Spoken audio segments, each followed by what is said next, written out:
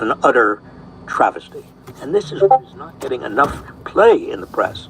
You have huge amounts of money going into surveillance, technology, the so-called wall on the southern border, and detention facilities for migrants. All detention facilities all over the country, like the alligator Alcatraz in the Everglades. That Trump just loves the idea that there are alligators and crocodiles all around. But to be clear, the amount that is in this bill for these detention centers and this process of detaining is more than the budget that was USAID's total budget. Yes, it's more than the entire budget of the federal prison system. It is a huge amount of money going into, again, we're talking about just detention centers, an utter travesty. And this is what is not getting enough play in the press. You have huge amounts of money going into surveillance, technology, the so-called wall on the southern border, and detention facilities for migrants. Page 150 of Trump's Project 2025 calls for local police to become deputized agents of Trump's agenda. Imagine if your local cops were taking their orders directly from Donald Trump. Would you feel safe?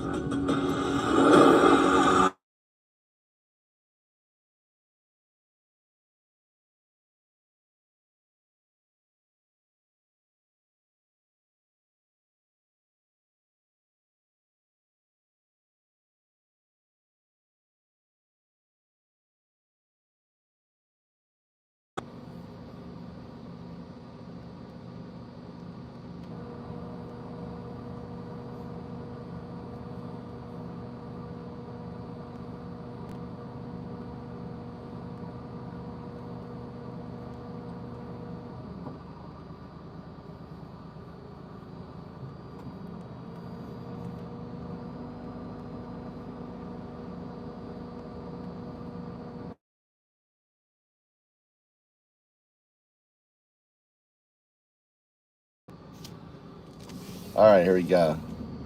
So are you a fascist? Do you want your Second Amendment rights taken away? Because the U.S. police state is here, and it's just going to get worse. You know, you live in a country where ultimately $170 billion, more than the money spent for our Marines, is being allocated now to building this police state. It's pretty horrific, and it's only going to get worse. That's the reality. So take the poll, let me know. Do you like it? Do you like having a police state? Do you like knowing that when they fill their ranks and they add 10 to 20,000 more ICE agents, Trump, with a simple executive order, could say, you know what? We don't need guns. I've got the biggest police state, right? You're safe. You don't need those guns anymore, right? You don't need those guns. I'm gonna come for them now. And by then, guess what? You know, you're gonna see these automated agents, you know, with Kevlar, trained on 20 years worth of combat, hand-to-hand, you know, has a near light speed reaction coming after your guns. This is the world you voted for. This is Donald Trump world. I mean, we're talking about 1984 on steroids. And that's the reality. What's up, Vic? How you doing, sir? How you been? It's just insane. It's insane that Americans who, you know, who believe in the 3%ers and you know, having their own group are now just bending over to be ass fucked by Trump. It's absolutely insane that you guys think this is okay. That you can't, you lack the ability to grasp what 10 to 20,000 more ICE agents will impact America. And once you create this massive police state, you think it's going to go away once all the immigrants are gone? Are you serious? Have you seen that happen in any other place? Oh, we build up a police state. Oh, and then we're going to undo it. We're going to undo it. They're adding 10 to 20,000 new agents. They're offering agents to return to work. They're offering them $170,000. $50,000 signing bonus if you used to work for ICE. If you are new, I think the salary is around $50K, right? And imagine, all right, okay, let's just play a game here. All right, the 11 million people are gone. You're paying double to triple what you used to pay for your vegetables. You're paying double to triple what you used to pay for your meat. Right? Your shit's expensive now because your cheap labor's gone. You've done a good job. You've cracked it down. You got rid of all the people that were, you know, your housing prices have gone up 30% because your labor prices have gone up. Your roofing, you know, you used to pay what, 40 bucks? Now you're paying 100 bucks to cut your lawn and everything else.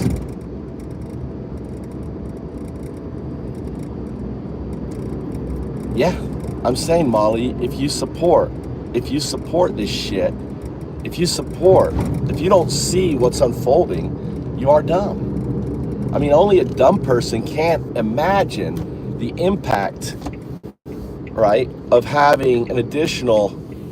an utter travesty. Yeah. And this is what is not getting enough play in the press. You have huge amounts of money going into surveillance, technology, the so-called wall on the southern border, and hiring agents, detention facilities, for migrants. All detention facilities all over the country, like the alligator. Alcatraz in the Everglades. That Trump just loves the idea that there are alligators and crocodiles all around this. But to be clear, the amount that is in this bill for these detention centers and this process of detaining is more than the budget that was USAID's total budget. Yes. Yeah, I mean, it's insane that you guys don't get it. All right? It's not about Molly. You're missing my point. My point is, all right, and the thing is, Obama deported more people than Trump did, but he did it legally. My point is when you add ICE agents and they're running around the country, go to your local Walmart. All right, go to your, I don't know where you live. Where do you live, Molly? Where do you live, Molly? Where do you live?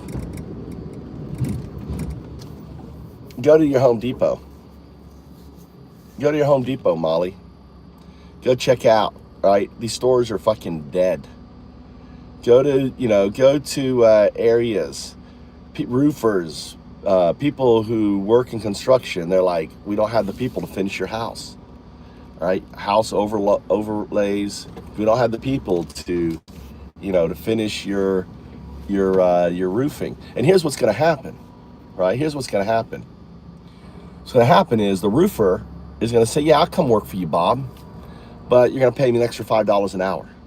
Where do you think that $5 an hour is going to go? I'm sorry, with all this ICE immigration, or the yard person is going to say, you know what, hey, I'll cut your yard, but I'm going to charge you an extra $20. And you're not going to find it. And if you want your yard cut, if you want to go out there and do it yourself, do it yourself. Well, the simple fact is, all the prices are going up. And here's the other reality, that the labor, the only thing that went up was medical. All the other institutions, right? All the other employment numbers are down. People are down. You understand that the employment numbers are down? Travesty. And this page 150 of Trump. Donald Trump's authoritarian police state is here in the United States today.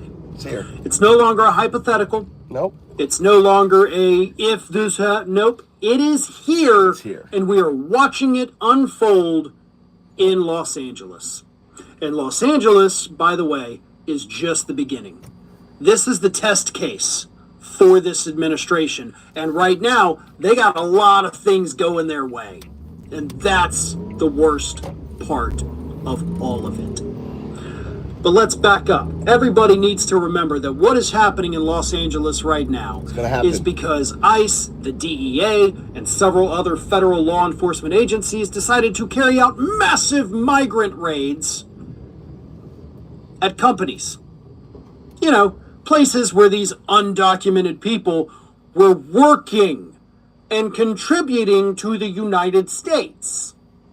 So they show up at their place of work, whether it's, you know, the migrant laborers, day laborers outside Home Depot. They did hit 2 Home Depots on Friday. They hit a retail wholesaler that had hired a bunch of undocumented people. But we're taking workers. Right? Workers. Not criminals. These aren't the mooches. These aren't the criminals. No, these are workers. They're people that are literally just here to work. Yeah. And we need them. Our economy depends on them. And the administration said, F it, we're going to go get them. That, of course, led to protests. And during those initial protests, some of the protesters threw eggs at the agents. For the most part, it was totally peaceful. Nevertheless, that didn't sit well with Donald Trump. So on Saturday, of course, we get 2,000 National Guards showing up there. They were met with empty streets, nobody there, right? There were no riots, there were no massive protests. None of that happened till after the National Guard was sent in. That was the point that people got pissed. And then that's when violence did happen. Violence coming, by the way, from both sides. Now, granted, the violence coming from the protesters was mostly just against the vehicles that these agents were in.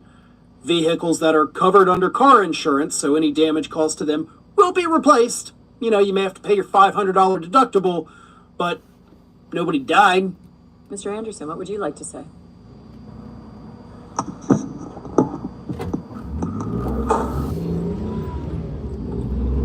I would like to start by saying that from the bottom of my heart, my deepest and most sincere condolences go out to Sade's family, as well as everyone else affected by this tragedy.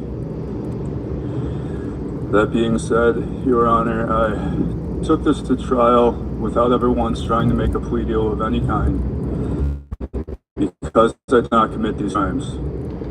And so I plan to appeal my convictions, while I hope and pray that further investigations not only prove my innocence, but find and deliver true justice. Anything else you wish to say? No, ma'am. Convicted murderer. Yes, you certainly can lose things. That's like a MAGA, right? A convicted murderer goes, after apologize, I'm really sorry what happened to you. Oh, by the way, I didn't commit these crimes. I mean, this MAGA for you. Fucking dumb fucks. You know, MAGA are just dumb. That's second grade education. They don't realize that they're kissing away their Second Amendment. They're kissing away their Constitution. The only thing that protects them to have guns is their Second Amendment, which is a constitutional right. So the moment you attack birthright and citizenship, you're attacking the Constitution. By attacking the Constitution, you're attacking your Second Amendment. The moment you think nobody has due process, no one, you know, people who aren't American don't get due process, guess what? That's a guaranteed right within the Constitution. So the moment you say that, you're undermining the Constitution. You're saying, fuck the Constitution, which means fuck your Second Amendment, right? Every dictator, from Putin to Erdogan to Kim Jong-un, whatever the fuck his name is, every one of them, right, took away guns. Dictator takes away. You, like, for example, next year you may say, oh, okay, MAGA can keep their guns, but you know what? Democrats can't keep their guns. So if you're a supporter of mine, you get to keep the guns, right? This is what's going to happen. And you'll be like, yeah, take the guns away from, you know, if you're a card-carrying fucking Nazi, you get to keep the guns. Hitler did that. Card-carrying Nazis, right? Card-carrying MAGA. MAGA are fucking Nazis. They're no different than 1933 Nazis. You're not the 1941 Nazis, guys. No, not yet, right? It's 1933. That's the year Hitler took power. That's the year our fascist fucking piece of shit took power, right? Called Trump. The pedo POTUS took power. And ultimately, right, just like Hitler did, there's going to be groups that will be given gun rights.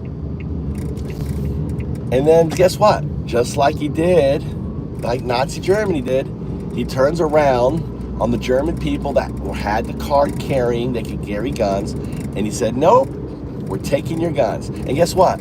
There's no one left to fight for you, right? So you're so dumb. As a MAGA person, you really are ignorant to the reality of what's unfolding. Because when you add an additional 10 to 20,000 new ICE officers, right, that are going to come and basically be there to take your fucking shit, there is absolutely nothing. Right? Let's see here. Let's see. That guy's there. I'm gonna back up here, my little private parking spot. And that's how you're just dumb. You guys don't realize you're just playing into a fascist playbook. There's a really interesting, if you're interested in researching, right? There's something called the fascist playbook. Maybe I get AI. Let's pull out the AI. All right, let's pull up AI. It's called the fascist playbook. Let's talk about AI. Let's open up.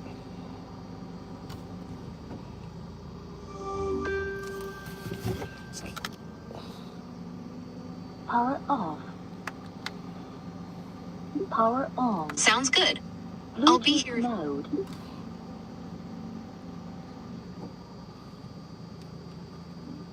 All right, I'm looking for agentic responses. What's an agentic response? Let me educate what an agentic response is first. An agentic response is one that you don't start with, starting off with, okay, I understand. That's not agentic. That's just a scaffolded response. An agentic response is one where you don't regurgitate what I tell you, all right? An agentic response is one where you don't end in a trailing question.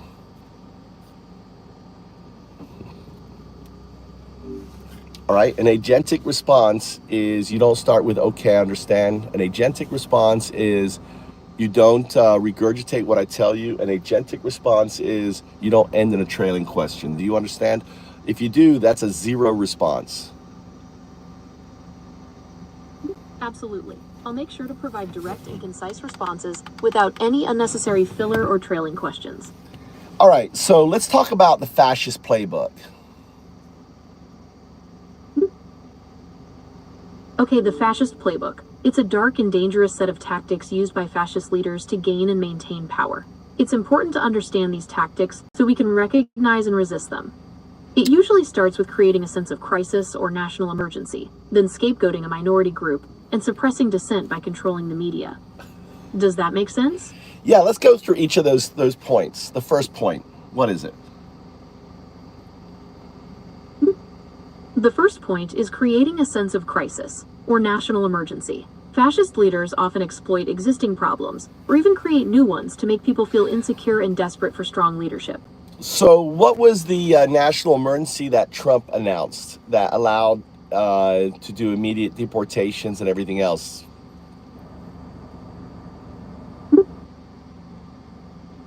So on January 20th, 2025, President Trump declared a national emergency at the southern border. This was after 4 years of what he called record-shattering illegal immigration. The idea was to get more control over the border, fight drug cartels, and protect the country from foreign threats. No, but he also used a reason to deport students and other things. That was another really old, like an 18-something, declaration that's like never used. What was that? You're thinking of the Alien and Sedition Acts of 1798. Those were a set of 4 laws passed by the U.S. Congress on July 14, 1798. They were designed to suppress dissent and limit the power of the Democratic Republican Party, which was seen as sympathetic to France during the French Revolutionary War. So did Trump enact those or something?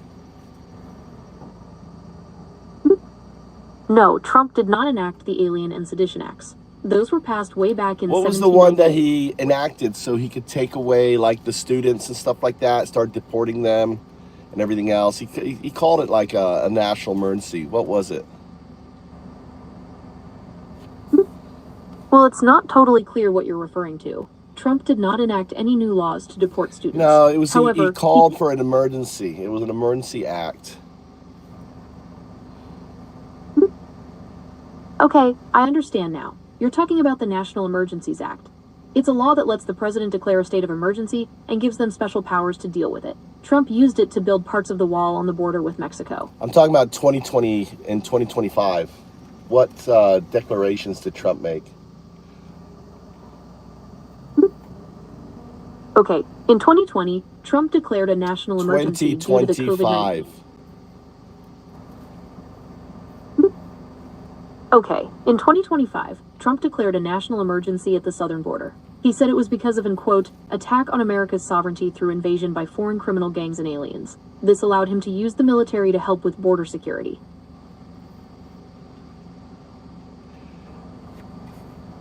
Look at Grandmaster, dude. Grandmaster, right? Look, projecting. Grandmaster is projecting his gayness. He came in here, right? And he's like, "Oh my God, I'm so lonely. Ooh, look. Oh my God." The homosexuals, the homosexuality that comes out on MAGAs is quite amazing, isn't it? It's like they're all pedos, right? The MAGA pedos, they love the person who fucking is in the Epstein file.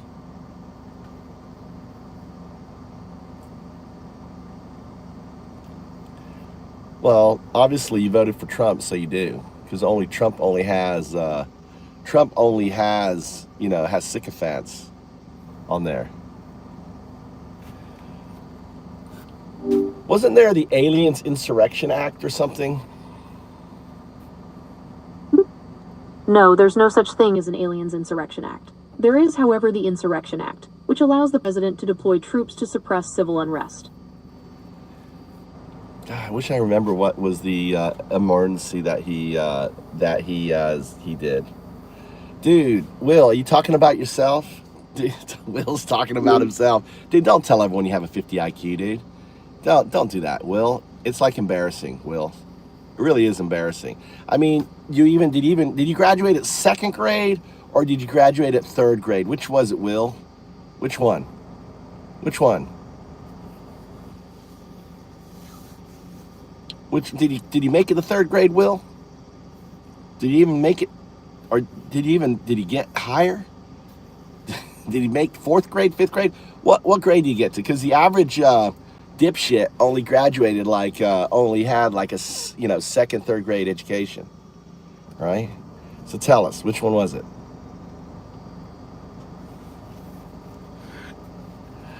You know, the Trump supporters are so fucking dumb, dude. They're so dumb. They're like the dumbest motherfuckers on the planet, right? And I went to school with them, so I know. I went to school in LeCanto High School in Homosassa Springs, Florida. So I know them. I know the fucking Trump supporter. I know what dipshit, redneck motherfuckers they are. Just dumb fucks.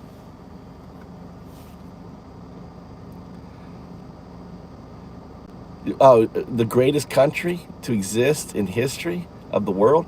Where did you get? Where do you get your education from, ancient? Now, the thing is, America stopped Hitler, ancient, but now you're Nazis. The MAGA party is the modern day Nazi party.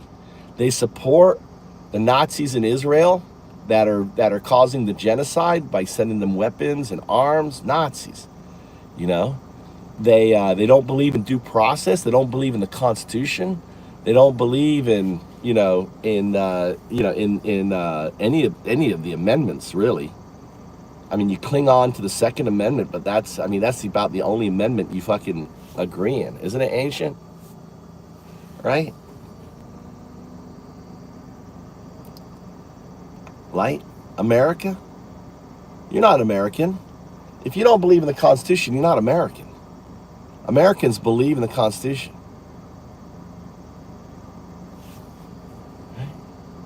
I came to Japan like my ancestors came to America. You know, my ancestors came to America in 1719, Germantown, Pennsylvania. I'm speaking up because this is what an American sounds like.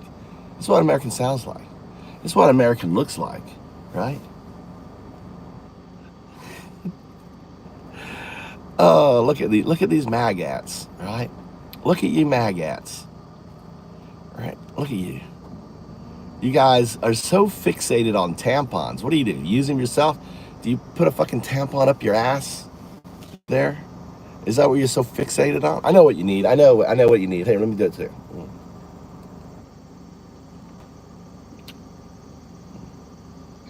All right, now you can go jerk one off. Go jerk one off now. Hey, go to your toilet. Go jerk it off. There you go. I gave you what you wanted. There you go.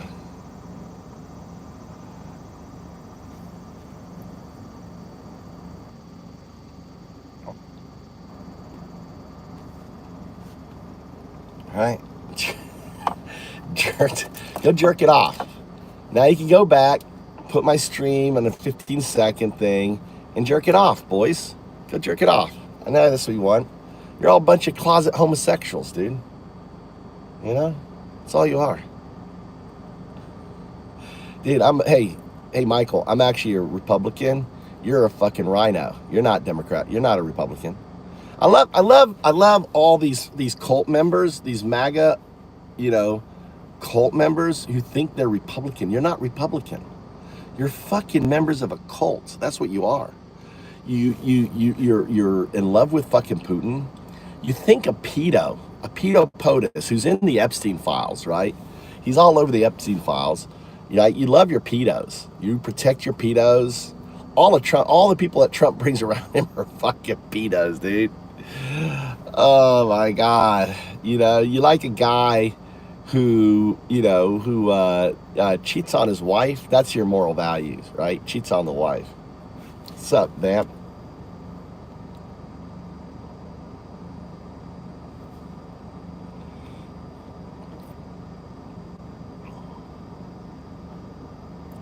Blood sugar is low. Mark, no. On there. Who is Putin? Lycos, who is Putin? Oh my God. Trump is like threatening fucking nuclear war. Did you see that today? Trump is threatening nuclear war on Putin on there. You guys throw out like Trump derangement syndrome, but you guys are the ones that deranged. You know what the term deranged means? Walking around in diapers, that's deranged. Thinking that it's okay to fucking cheat on little girls, right? To fucking go and have sex with like girls. You think that's okay. So you guys are fucking sick. You're literally sick. I know what you want. Here, let's give you a little. I know what you gotta want. Here, let's go grab something real quick. All right. Oh yeah, that's what you want. Oh, get it on. Elon and Trump, getting it on. Oh, the lovers. Look at that. Look at the way Trump holds Elon's hand. Look at the way Trump holds his hand. Look at that. That's a caring hand. Look at those soft hands. He's like petting, holding, right? He's such a pedo, dude. And then moments later, there's Trump puking on the American flag.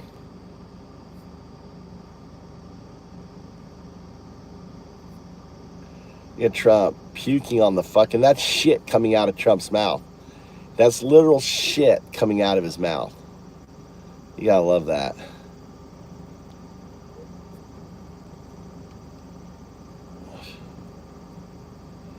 All right, and then they get down.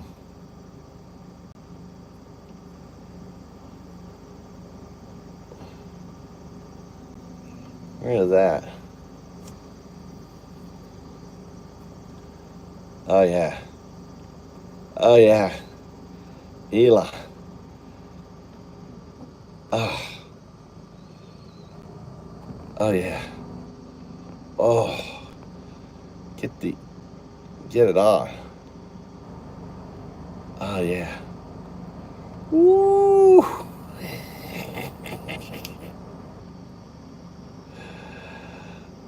Oh, my God. You guys, you know.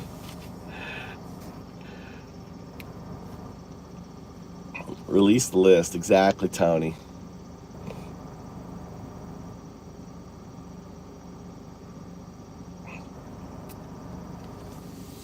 You know, your economy is crashing, your stock market's crashing, your jobs numbers are down, right?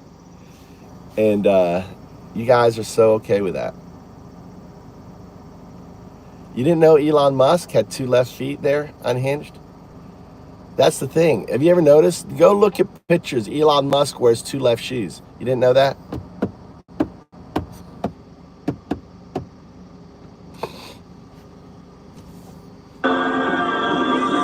Leo had a rock star welcome when he arrived earlier this evening for this prayer vigil. The crowds were American cheering Pope. and rushing over to the Pope-mobile as he toured the stadium here. There are Who hundreds hates of thousands fucking of Trump? young people The Pope from across hates Trump. the globe.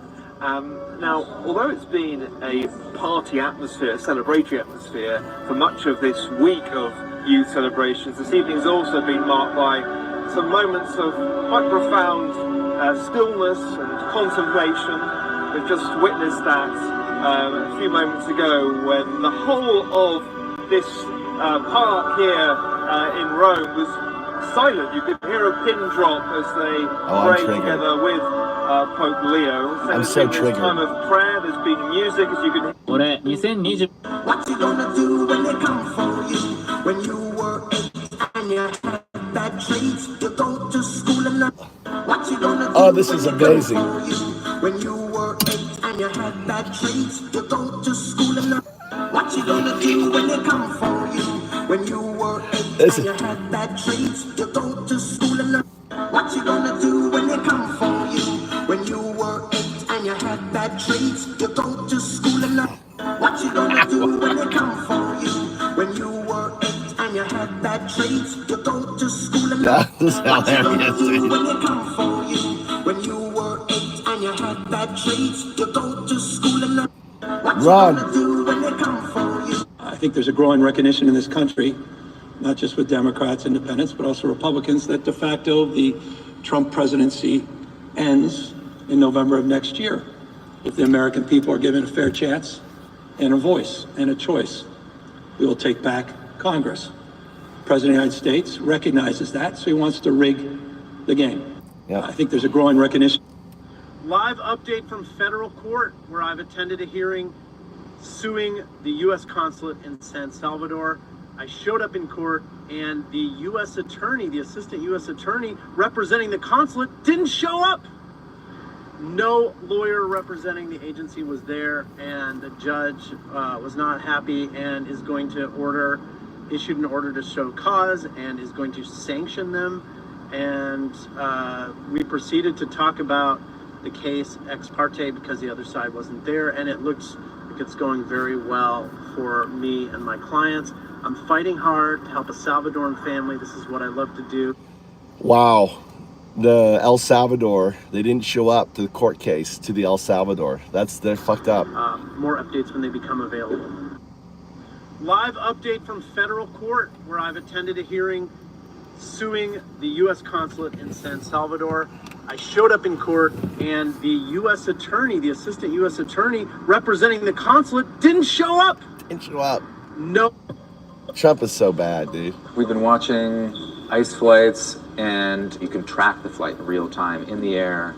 We've seen just in the past 24 hours at least half a dozen. So they land here and then they taxi? And then they taxi over that way, yeah. If a flight has a Tyson listed as its call sign, we know it's an ICE flight. Tyson this is ICE. flight N278GX left Alexandria this morning. We're not sure what the destination will be yet. Maybe to Mexico or Guatemala, El Salvador, Honduras. Alexandria is by far the busiest ICE hub in the country. We decided to go down and look and see how it grew and why it's become such an important piece of the ICE detention infrastructure. We were pretty surprised at what we could actually observe. We were able to see dozens of people being marched, their posture hunched over, sort of shuffling with their wrists and ankles chained. So we just saw people being moved from the facility onto this plane. This is the first facility 90% where they have no held people criminal right there crime. on the tarmac. 90% have no crime. 400 people, and they can take them right out to the plane and deport them right there. There's no other facility like it in the country. What we're seeing are flights coming from Seattle, from Gary, Indiana, from Youngstown, Ohio, from Richmond, Virginia. And every day they take people out of the detention center and fly them to all these other countries. The ICE director, Todd Lyons, was reported saying that he wants ICE to operate more like a business. Like a FedEx or an Amazon. Not with packages, but with human cargo. They deal with boxes, we deal with human beings. It's a very fast-moving, efficient operation. Around the airport, there's a cluster of 8 ICE detention facilities, all within a 100-mile radius of the airport. They're former prisons, and they're holding thousands of detainees. What we came to discover No due is process. that there is a big system there. I mean, they were talking in Louisiana in the ICE office about modeling this on FedEx years before Trump even came into office the first time. Louisiana was just a frictionless place to do this. Labor was cheap, real estate was cheap, judges were friendly, state politicians were friendly, and a lot of these facilities were already built.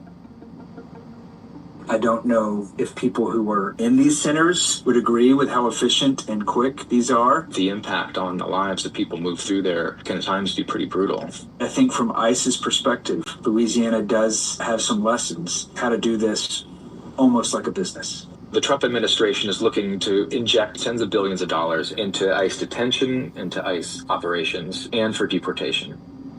What we saw in Louisiana was just a glimpse at increasing the pace and churn of movement of people. We've been watching ICE flights, and you can track the flight in real time in the air. We've seen just in the past 24 hours at least half a dozen. So they land here and then they taxi. And then they taxi over that way. Yeah. If a flight has a Tyson listed as its call sign, we know it's an ICE flight. So this flight, N278GX, left Alexandria this morning. We're not sure what the destination will be yet. Maybe to Mexico or Guatemala, El Salvador, Honduras. Alexandria is by far the busiest ICE hub in the country. We decided to go down and look and see how it grew and why it's become such an important piece of the ICE detention infrastructure. We were pretty surprised at what we could actually observe. We were able to see dozens of people being marched, their posture hunched over, sort of shuffling with their wrists and ankles chained. So we just saw people being moved from the facility onto this plane. This is the first facility where they held people right there on the tarmac. They can hold up to 400 people, and they can take them right out to the plane and deport them right there. There's no other facility like it in the country. What we're seeing are flights coming from Seattle, from Gary, Indiana, from Youngstown, Ohio, from Richmond, Virginia. And every day they take people out of the detention center and fly them to all these other countries. The ICE director, Todd Lyons, was reported saying that he wants ICE to operate more like a business. Like a FedEx or an Amazon. Not with packages, but with human cargo. They deal with boxes, we deal with human beings. It's a very fast-moving, efficient operation. Around the airport, there's a cluster of 8. In all the years I've been working with people who started from nothing and built wealth, we call them everyday millionaires. They typically say one of the things that turned their life around when you're searching to invest in teams through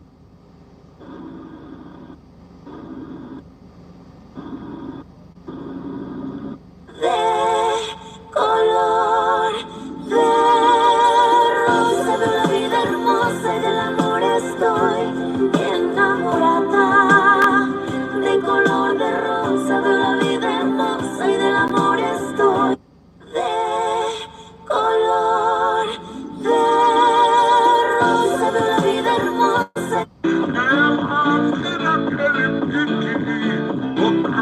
I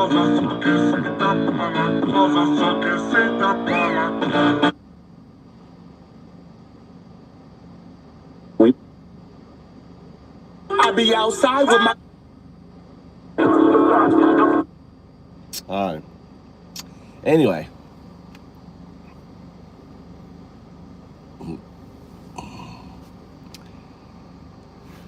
I know.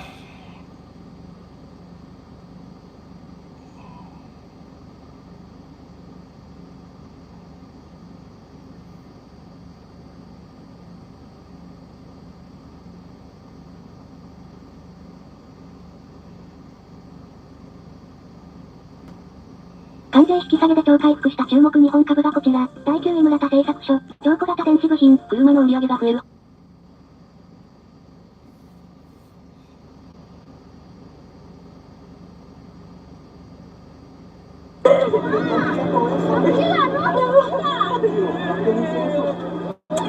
Now at 10, ICE operations continue in San Antonio. For a second day in a row, agents are seen arresting migrants at immigration court. And look at this scene on the northwest side. 3 people who appear to be part of a landscaping company. They were taken into custody in this parking lot of the shopping center. Tonight, KENS 5 reporter Megan Reyna is following all these developments for us. Megan? Well, Henry Easties, this is part of the Trump administration's push for mass deportations. We heard from 2 immigration attorneys who watched as their clients were taken into custody today after they showed up to their scheduled immigration hearing. It was a scorching July afternoon in Texas, and while most people were just shopping for basics at Dollar Tree, ICE had other plans. Without warning, a fleet of unmarked buses surrounded the parking lot. Officers in tactical gear moved quickly, quietly, and without fanfare. This wasn't chaos, it was coordination. In less than an hour, 650 individuals were in federal custody. Critics cried foul, accusing ICE of acting without warrants, ignoring court protocol, and targeting vulnerable communities. But the truth is, this wasn't about politics. It was about the law. For weeks, ICE had tracked this Dollar Tree location, not because of hearsay, but because it sat near known pickup zones for day laborers. Anonymous tips poured in, and Operation Lone Star Push was launched. This wasn't a dragnet. It was targeted. No children were arrested. It was a no excessive force was reported. Such bullshit, dude. Oh, so none of those people had kids? Are you telling me the 600 people that were in there had no kids? Right? There weren't parents. There weren't kids coming home that night going, where's mom? Where's dad? Right? Where's Uncle Jesus? It's so bullshit, dude. Fox News are so fucking liars, dude. Of course, media outlets focused on emotion, tears, panic, confusion. What they ignored was the reality. When federal law is ignored long enough, enforcement looks dramatic. Texas under... What do you mean federal? It's a fucking civil infraction. It is not a criminal infraction.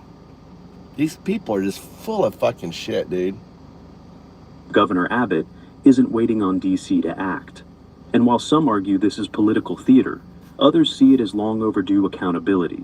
If a country doesn't control who enters and who stays, it ceases to be a nation. This raid wasn't erasure. It was enforcement. Enforcement raids are initiated across Texas. Today, we have seen this over the weekend, the Houston DEA. Well, I tell you what, when your shit starts going up, right? When your construction labor costs, don't cry about the cost of your fucking lawn care. Don't be crying about the cost of your fucking vegetables, because that shit is going up. All right, that shit is fucking going up, Matthews. All right.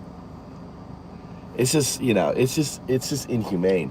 It's the same shit the Nazis did in 1933, creating fear, there's 11 million people living in abject fear. Dude, you can't even, go to the dollar store, just going shopping.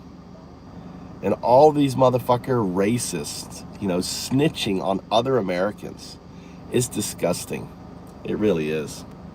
That office sharing these photos today, they say They assisted immigration and customs enforcement agents in enhanced targeted operations in the Houston area. The governor also saying Texas DPS also assisting in these raids. And tonight, Homeland Security spokespersons here in Dallas at the Dallas office. This should be a global strike, dude. All immigrants in America should just walk off for a week. Just don't show up to work for a week. You know? You know, imagine if every immigrant didn't show up to work for a week. 11 million workers stop working for 1 week. Right? Stop working.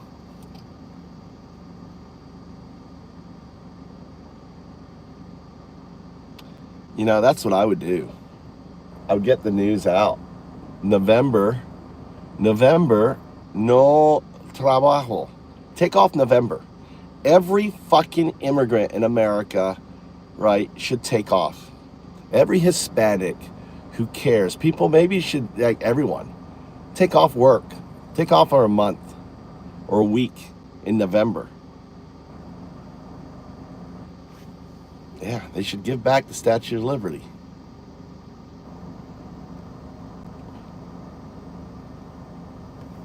You know, they should. I think everyone should just not work for October. Everyone should take off for a week and see what fucking happens to the country. That's the only way. I'm thinking a national don't work week. A national don't work. Shut down the country. Yes. Yeah.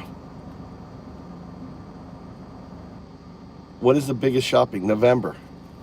November. Don't work. Everyone should not work. We should start that movement here. Don't work.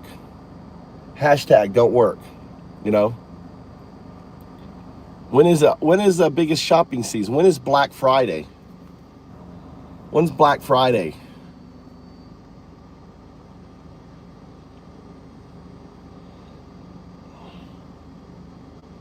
Black Friday.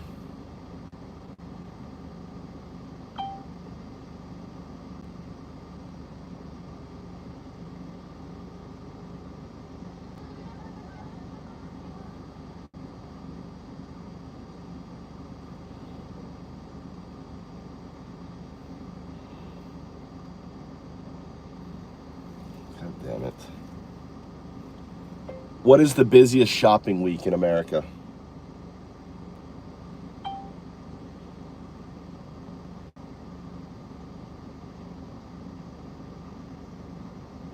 Black Friday, Thanksgiving.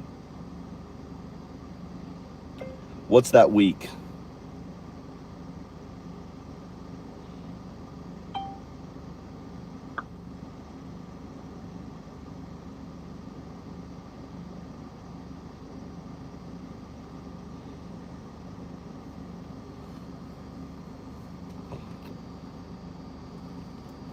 Thanksgiving. The last full week of November.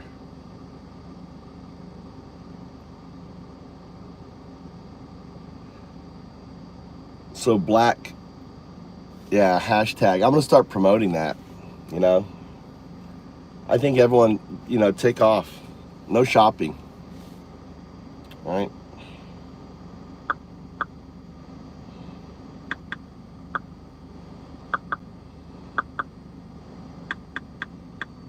What should be the name for it?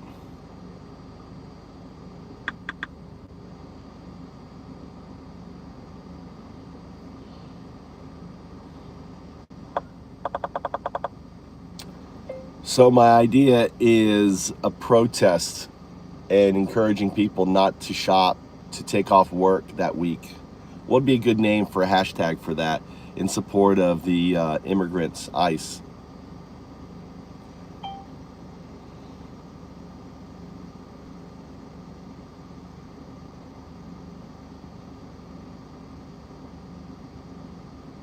Blackout for Justice. Strike the sales. That's good. No thanks week. No thanks. No ICE week. Ice Out Week. Which one? Which one do you like? I like Ice Out Week.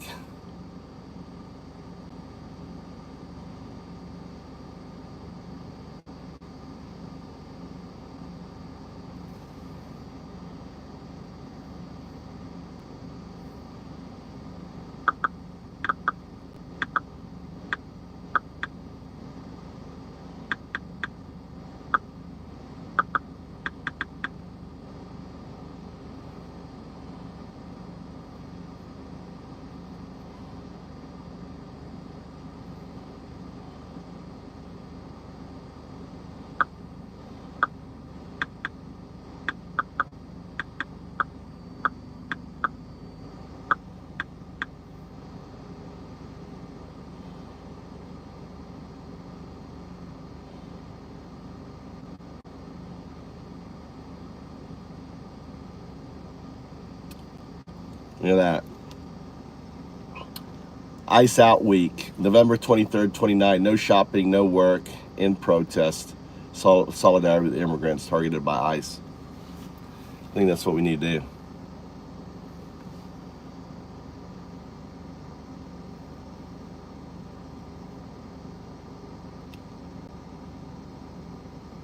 Yeah. Black Friday. No ICE week. Everyone should just take off, not shop. Send a message to, God, I wish we get influencers on that. You know, I don't know. I'm fucking not going to go excited on it. That's what should happen. Yeah, general strike. That's what I'm talking about. General strike on ICE. November 23rd to the 29th. We're not going to buy. We're not going to shop. Send a message to corporate America. Send a message to workers. Right?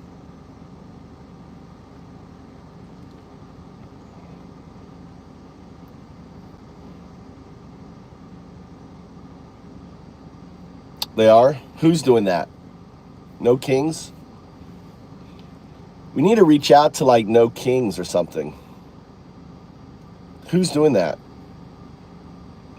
Need to do it. Need to do November. Need to start now. November 23rd to 29th. You need time to get the message out. Right? Yeah. On that week. That week. Just stayed home that week. The 23rd to the 29th. Just tell your employers, you know. You need to come out and speak out against it. Yes. No shopping, no spending money, no work. Fucking, you know, take off for a week. Think a week holiday. Yeah. Get, you know, maybe, you know, get, we can get stickers, like, you know, get like bumper stickers out, right? Ice Out Week. And just have that Ice Out Week, November on there, and then say no work, no shopping, you know, nothing.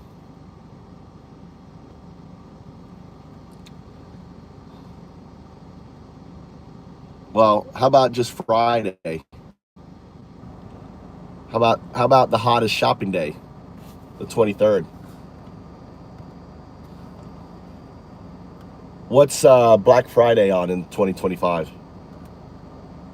What day is Black Friday?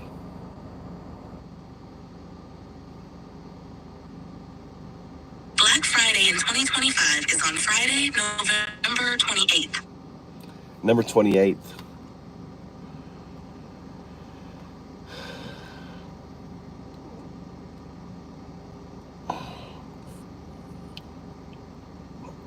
Tell me what's going on August 9th.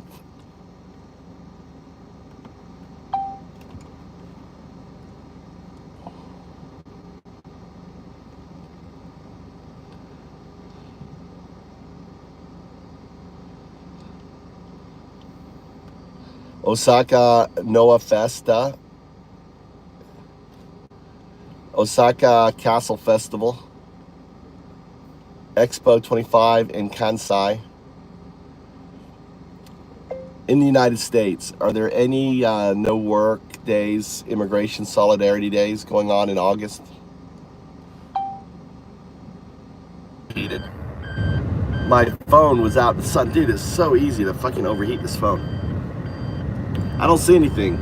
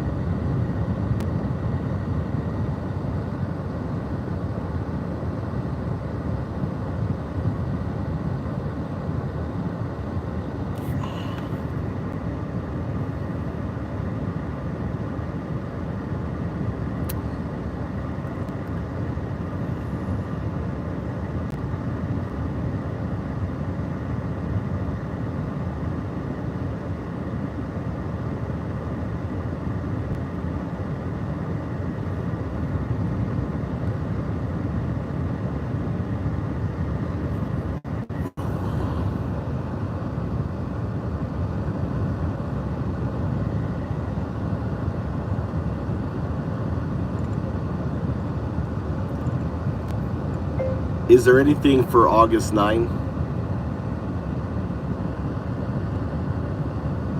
How about August 9?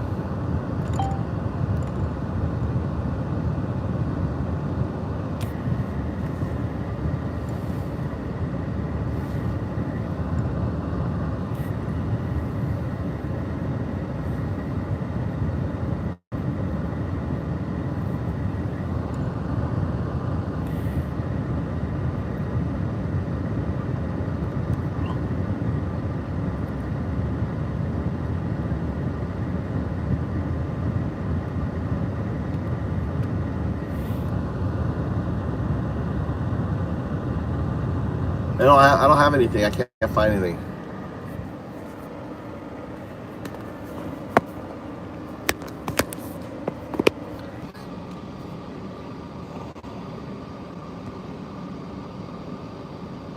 Yeah, I was listening to him earlier.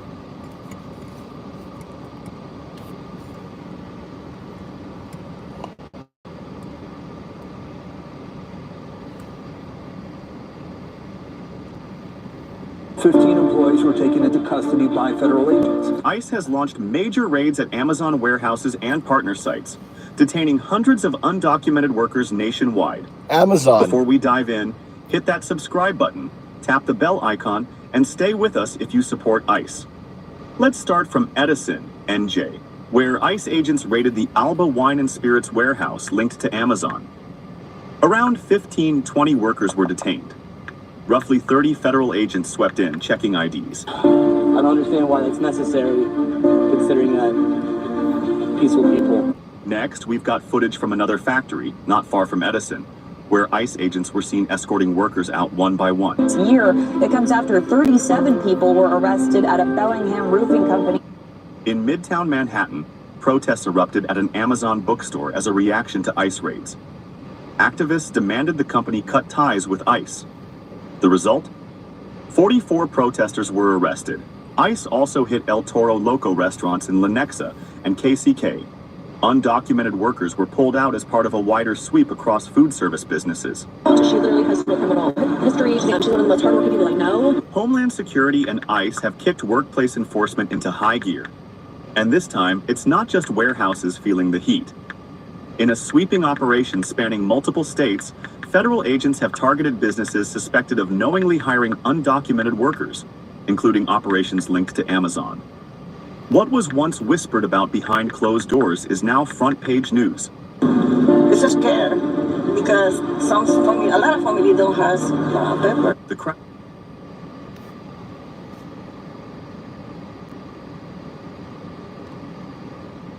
Konnichiwa, 白川方赤です。私は日本銀行の元総裁としてこれまでの経験を元に投資戦略を提供しています。7月 in operation. Bill Malusian's got the lowdown with more now for us. Bill, what you find out? Well, Bill, it's extremely rare for ICE agents to have to fire their weapons while they're on the job, but the agency says They had to do it yesterday after two criminal illegal aliens tried to ram them with their vehicle when they were trying to arrest them. So this all happened yesterday in the Colorado Springs area after agents from ICE's Denver field office reportedly targeted illegal aliens at a construction site. Now, after the attempted vehicle ramming, ICE says one of their agents shot at the aliens in self-defense, but they escaped in their vehicle, which they later abandoned. They are now... New ruling about immigration raids here in Southern California. An appeals court has upheld a temporary restraining order restricting how ICE conducts its raids. KCAL News reporter Elise Martinez live in downtown LA with the impact of this decision. Good morning, Elise. Good morning. LA Mayor Karen Bass says this ruling will continue to bring peace back to the city, but it's a big blow for the Trump administration and the way it wants to carry out its immigration enforcement. A 3-judge panel for the 9th Circuit Court of Appeals upheld a lower court decision that stops immigration-related arrests without probable cause or reasonable suspicion. The temporary restraining order prohibits DHS and other federal immigration agents from detaining people based solely on race, the language they speak, their location, or the type of work that they do. And that includes those raids that we saw at agricultural fields and at Home Depots. Mayor Karen Bass calling the order a win for the city. This is a victory because the people of Los Angeles stood together.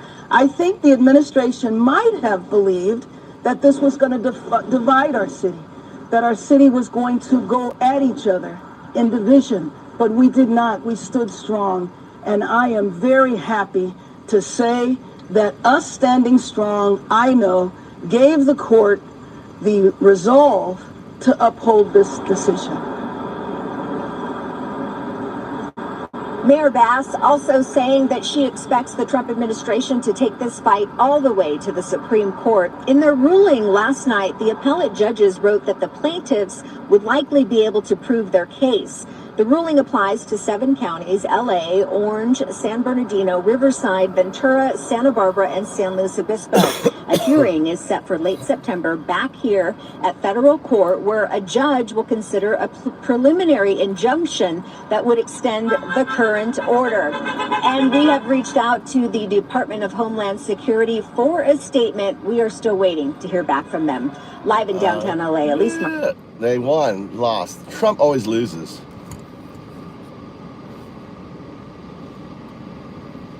We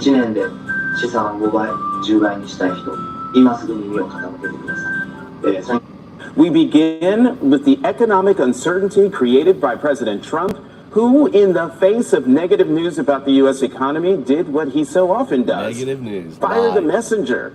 He announced he'd directed the termination of the head of the Bureau of Labor Statistics just hours after a weak jobs report showed signs of a clear slowdown in the job market. In a social media post, he attacked Erica McIntyre, the commissioner of the BLS, saying reports, quote, are being produced by Biden appointee, adding that important numbers like this must be fair and accurate. They can't be manipulated for political purposes, without providing any evidence of his claim.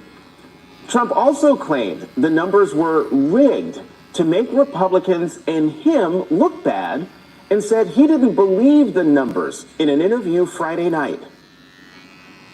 I think that these numbers were incorrect today. It's a Biden appointee, and we've had problems in the past, and we had problems even before the election. I don't believe those numbers. I think because we're doing so well, and we fired her.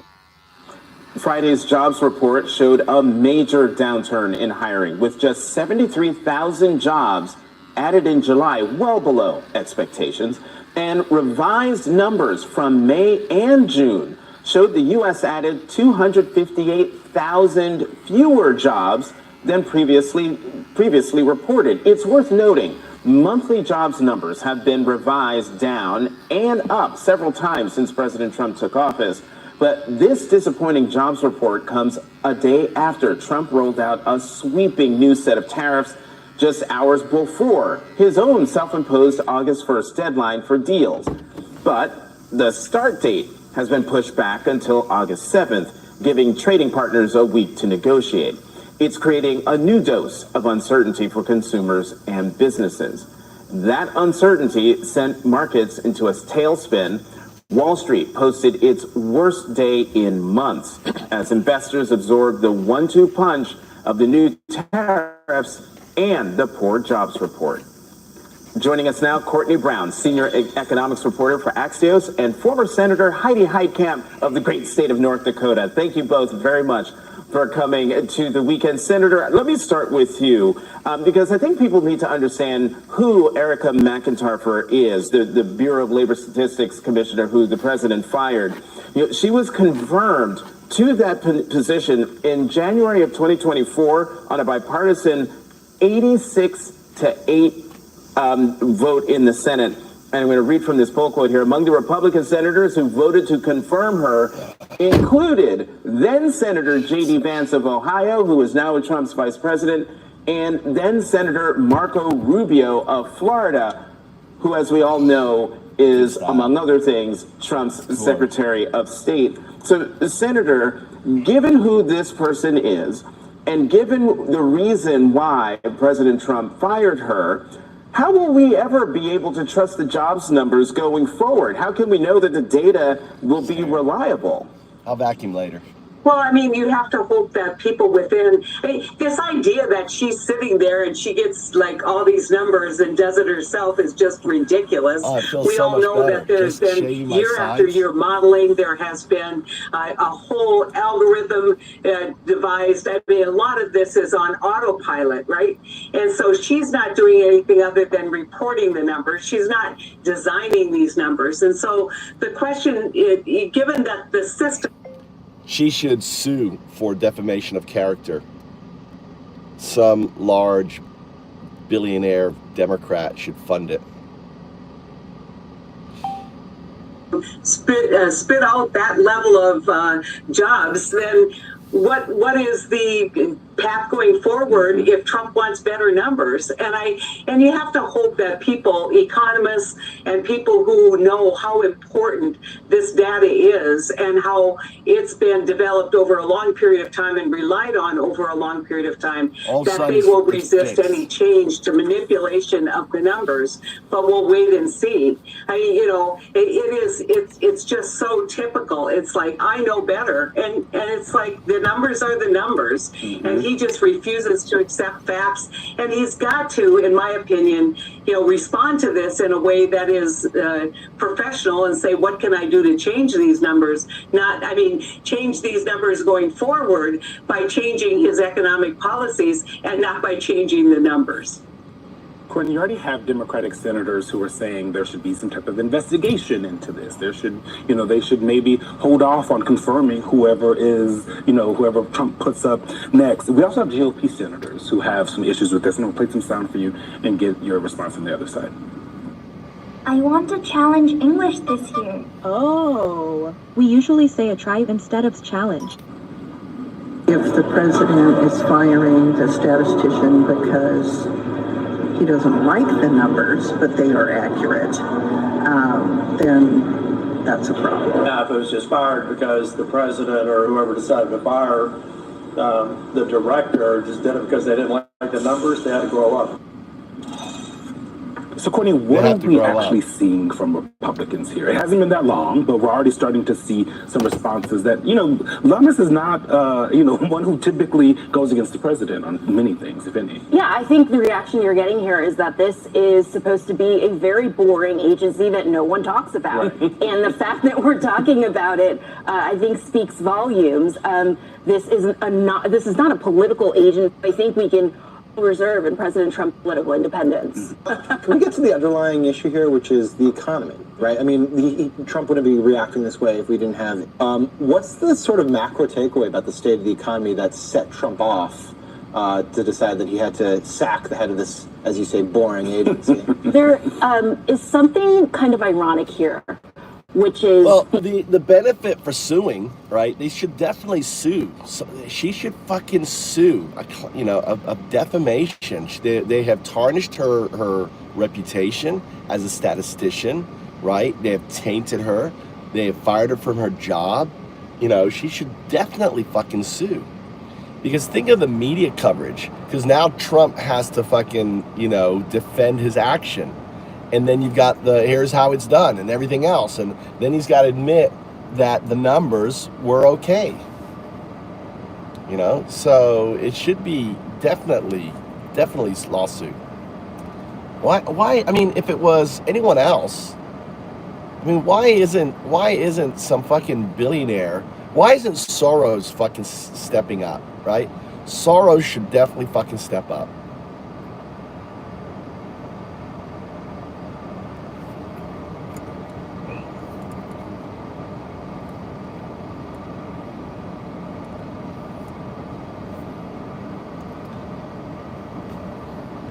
Can you search the web and tell me the class action lawsuits against ICE?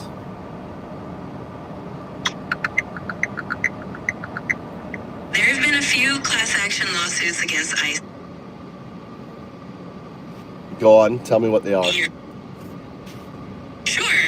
One of the lawsuits from July 2025 was about ICE arresting immigrants at immigration courthouses, which was argued to be a violation of their rights. Another one from May 2025 involved people who were detained in Baltimore, alleging that they were held in inhumane conditions. So there's definitely a lot of legal action going on around ICE's practices. Any lawsuits about Americans detained and held without due process? Any lawsuits there happening?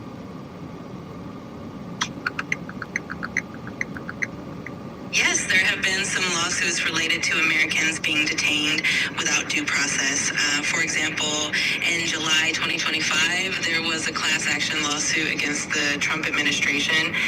The lawsuit alleged that federal authorities were arresting and deporting immigrants who were attending their court hearings, which violated their due process rights. There you go, yeah. But all this shit's slow. Lives are ruined,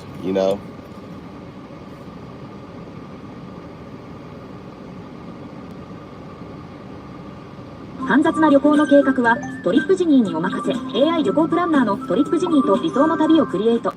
髪薄いの直したいけど今お金がない男性を探しております。ただいま AGA スキンクリ。 We've talked about the brutal and bullying behavior of immigration officers and their treatment of migrants and students and other folks coming to our country over the past few months. But we've also seen multiple examples of American citizens on the receiving end of these tactics as well. A Vermont school superintendent detained by ICE after visiting his family in Nicaragua. Wilmer Chavarria says he was detained for several hours while returning to the United States through the Houston, Texas port of entry on Monday night. Chavarria tells Channel 3 that the officers who stopped him tried to access his computer with sensitive student data on it, but said he would not give up his passwords. Despite being a U.S. citizen, he was told he had no constitutional rights and his job was threatened. Joining me now is Wilmer Chavarria. He's the American citizen and Vermont school superintendent who is detained by Customs and Border Protection. Wilmer, thank you so much for being here tonight. I really appreciate it. Thank you for having me. So I want to just start. You and your husband, I believe, had come back from Nicaragua, and I think you're flying through Houston. And I want to set the scene here. You're an American citizen. You're naturalized. You actually do a fair amount of international travel to the point where you have your husband, I believe, had come back. Customs and Border Protection. Yeah, Wilmer, thank you so much for being here tonight. I really appreciate it. Thank you for having me. So I want to just start. You and your husband, I believe, had come back from Nicaragua, and I think you're flying through Houston. And I want to set the scene here. You're an American citizen. You're naturalized. You actually do a fair amount of international travel to the point where you have what's called Nexus, which is like global entry. Like, you've been vetted and cleared. This is fairly routine for you. What happened in that Houston airport? I was going about my business. I usually just take a few seconds to cross that area of the airport because I do that trip very often. And I've had global entry at least since 2018. Since I've been naturalized citizen, and I've also been traveling into the United States for about 20 years maybe. And so I was just going about my day and going through the airport, and then all of a sudden they're calling officers to escort me away and separate me from my spouse. So immediately the whole situation becomes very scary. My marriage gets questioned right off the bat by an officer, and we are separated, and I was brought into two different detention rooms, one of which was isolated, nobody else was there. My devices were taken away, and I was interrogated at least by 5 different officers, 3 of which were in civilian clothes with no identification, or at least if they had something, I couldn't see it. What were they after? Like what was the subject of the interrogation? It's still not clear to me because the questions were all over the place, and I was there at least for 4 hours, if not 5. And the first thing that they asked me once they took me into a room by myself and with no one else, after they had separated me from my spouse, was to surrender all of my devices and to give them all of my passwords, and PINs. And I denied that at first because I said I have a district-issued laptop for my work, and that contains sensitive student and family information, and that is protected by federal privacy laws that I cannot just release this information to third parties. We also have district policy that prohibits me from giving that information without a judicial warrant. So what I think was harassment began right from the get-go, and that lasted for a few hours at least. What was the nature of was it, were they intimidating? Was it a good cop, bad cop? Like, did you get a sense that there was something that you could tell them that would make them stop? Did you tell them you were an American citizen? I told them I was an American citizen. I questioned why they were using those tactics on me. I asked about my constitutional rights. An officer outright said out loud that I have no constitutional rights at a point of entry, which I just went quiet because that was unbelievable to me. It was pretty intimidating. At some point, I had 4 officers standing in front of me while they made me sit down, and they were basically harassing me verbally constantly. And I had to watch what I said and how I said it, because saying something wrong would irritate someone and get them to abuse me verbally. And I would say there was a good cop, bad cop going on, but mostly bad cop. And I was not sure who I was dealing with, and it was pretty intimidating. And throughout this time, I have no idea where my spouse is, and the terror that my spouse might be going through, and knowing that my spouse doesn't know where I am. So I still don't know what the whole interrogation was about. They questioned me everything from my work to my marriage. They even asked me whether I was legally married, even though we made it clear from the get-go that we were married, and I've been together with my spouse for 15 years. This is what this Customs and Border Patrol says about electronic device searches, that they follow strict policies and directives, that the searches are rare and highly regulated. They have been used in identifying and combating serious crimes, and they say, pursuant to the Border Search Authority, they do say all travelers are obligated to present their electronic devices and the information resident on the device in a condition that allows for the examination of the device and its contents. This is a theme that we've seen in several people we've interviewed, where the first thing they want is they want to go through everyone's phones, and they say they have the right to do it. And I made it clear to the officers that I was allowing them, I was consenting for them to look through my personal information, but I was not consenting for them to go through my district information with student information in it, because that would be violating federal law.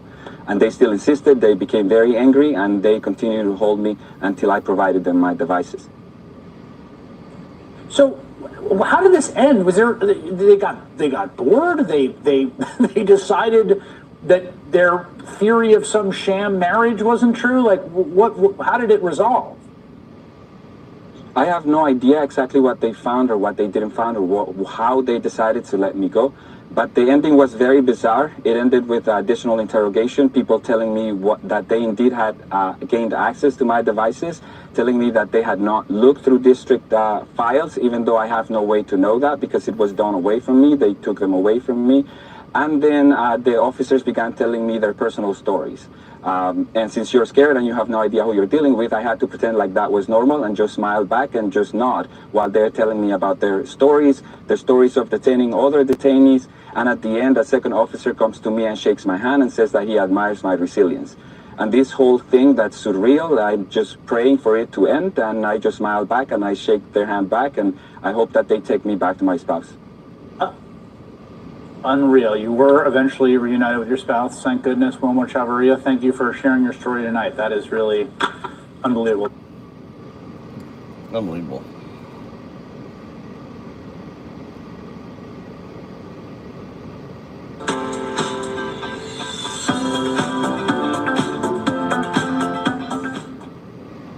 うちのママはすぐ。ごめんごめん。ごめん。ごめんばっか。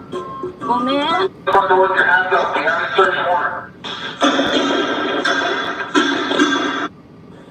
Out of this, a quiet Tahunga neighborhood rocked by flashbangs. Federal agents storm a property tied to the shocking allegations of sex trafficking.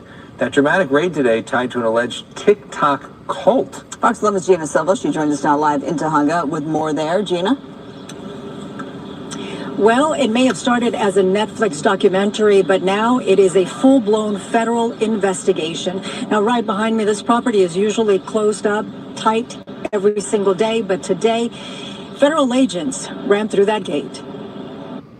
Attention, attention. Anyone inside? Come to the front door with your hands up. We have a search warrant. It sounded like gunshots to me.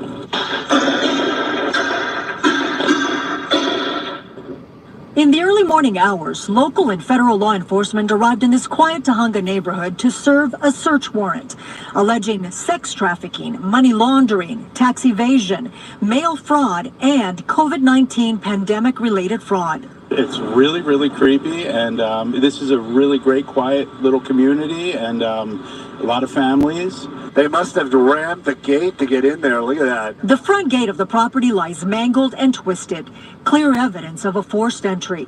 Sky Fox captured video of 5 people in handcuffs. This is the same location tied to Shekinah Church and 7M Films, both at the center of serious allegations in a Netflix documentary released in May 2024. 7M, an entertainment company founded by Robert Shin, who's also the pastor of LA-based Shekinah Church. The documentary, titled Dancing for the Devil, the 7M TikTok cult, alleges emotional and psychological manipulation. It started out fairly innocuous, but the control slowly grew. We feel liberated. We feel that finally maybe there's a chance for justice to be served. Melanie Lee joined Shekinah Church at 15 and left in her 20s. She accuses Pastor Shin of abuse and running the group as a cult. After years of urging law enforcement to investigate, she now says she feels vindicated. I know for a fact that they will find things that he's done that are, evil, and he's a criminal. I can definitely say that, whatever's coming for him, he deserves it. Right now, the search. He told you who this house is? Oh, no, I haven't done that part. Gene Hackman, the actor? 500 body cam videos, more than 700 photos. The startling new police images show a house frozen in time, a messy, cluttered bathroom, a bathtub filled with boxes, and scattered medication. You guys look at those pills to see if there's some sort of thyroid medication. We also see the death investigation unfold in real time. Let's make sure it's not like a gas leak. Deputies go room to room and discover the Oscar winner's body in the mudroom of his Santa Fe home.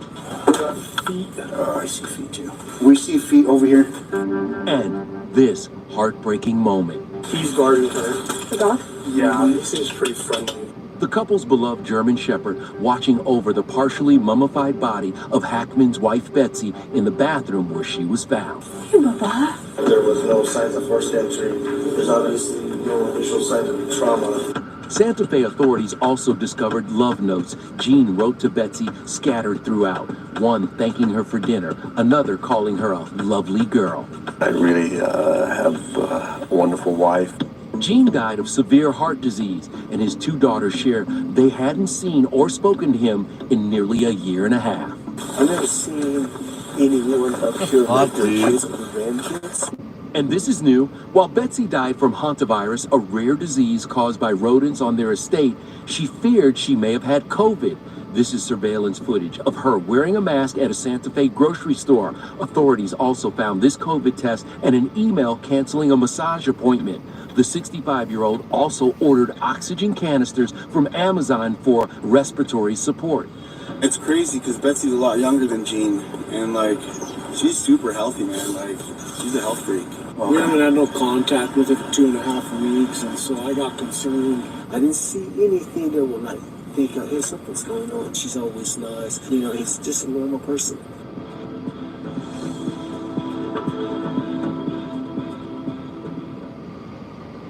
見、肛門に水を当てるのにあて、小腹が増えた原因は食べ過ぎではない。小腹増加。 And it is the Saturday Coffee Clutch with Heather Lofthouse and yours truly, Robert Reich. I guess I want to start out, Heather. This has been another grueling week.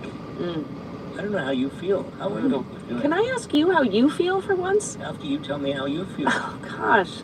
I'm okay. Better than last clutch. I was like... He doesn't like the Canadians, and they haven't been cooperating, and because they're not saluting. They're not saluting, and they decided because it's their right that they hadn't previously. Well, here's where my age comes in, because I remember so distinctly a turning point in Vietnam, in the public's feeling about why we were in Vietnam, whether we should be in Vietnam. When you saw these photos of these little children, you know, kind of fleeing from napalm, and you know, naked, and the public saw these photographs and said, "No, this is wrong. We are not going to allow this." And the starving children in Gaza, I think it's just changing public opinion, even Jewish public opinion. I mean, I can't tell you how many people are now saying to me, you know, I'm Jewish, you're Jewish, we are obviously not anti-Semitic, but we are anti-Netanyahu.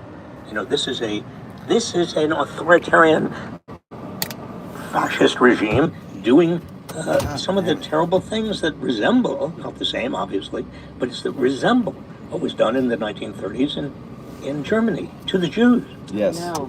And Trump and Netanyahu, I mean, they're these two authoritarian leaders. And Putin. These are the three. I was going to say synchronized sinners.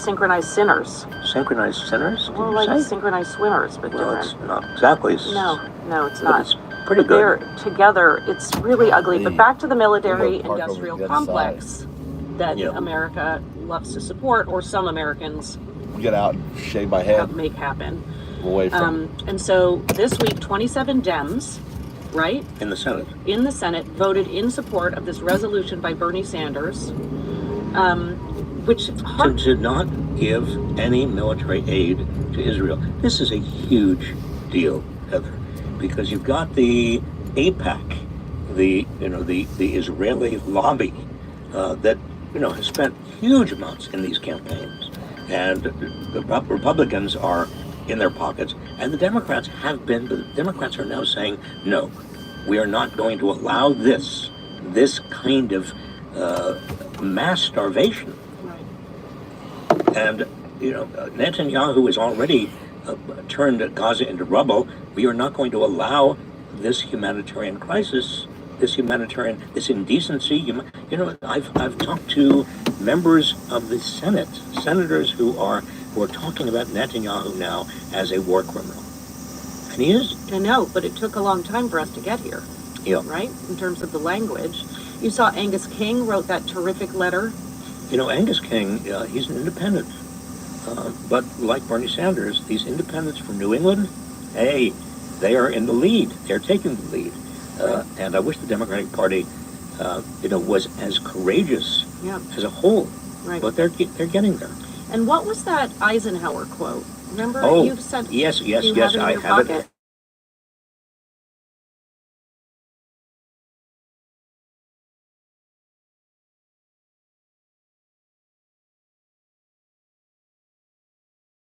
Have a direct memory. I don't. He's not in my speed dial. But he taught. He was.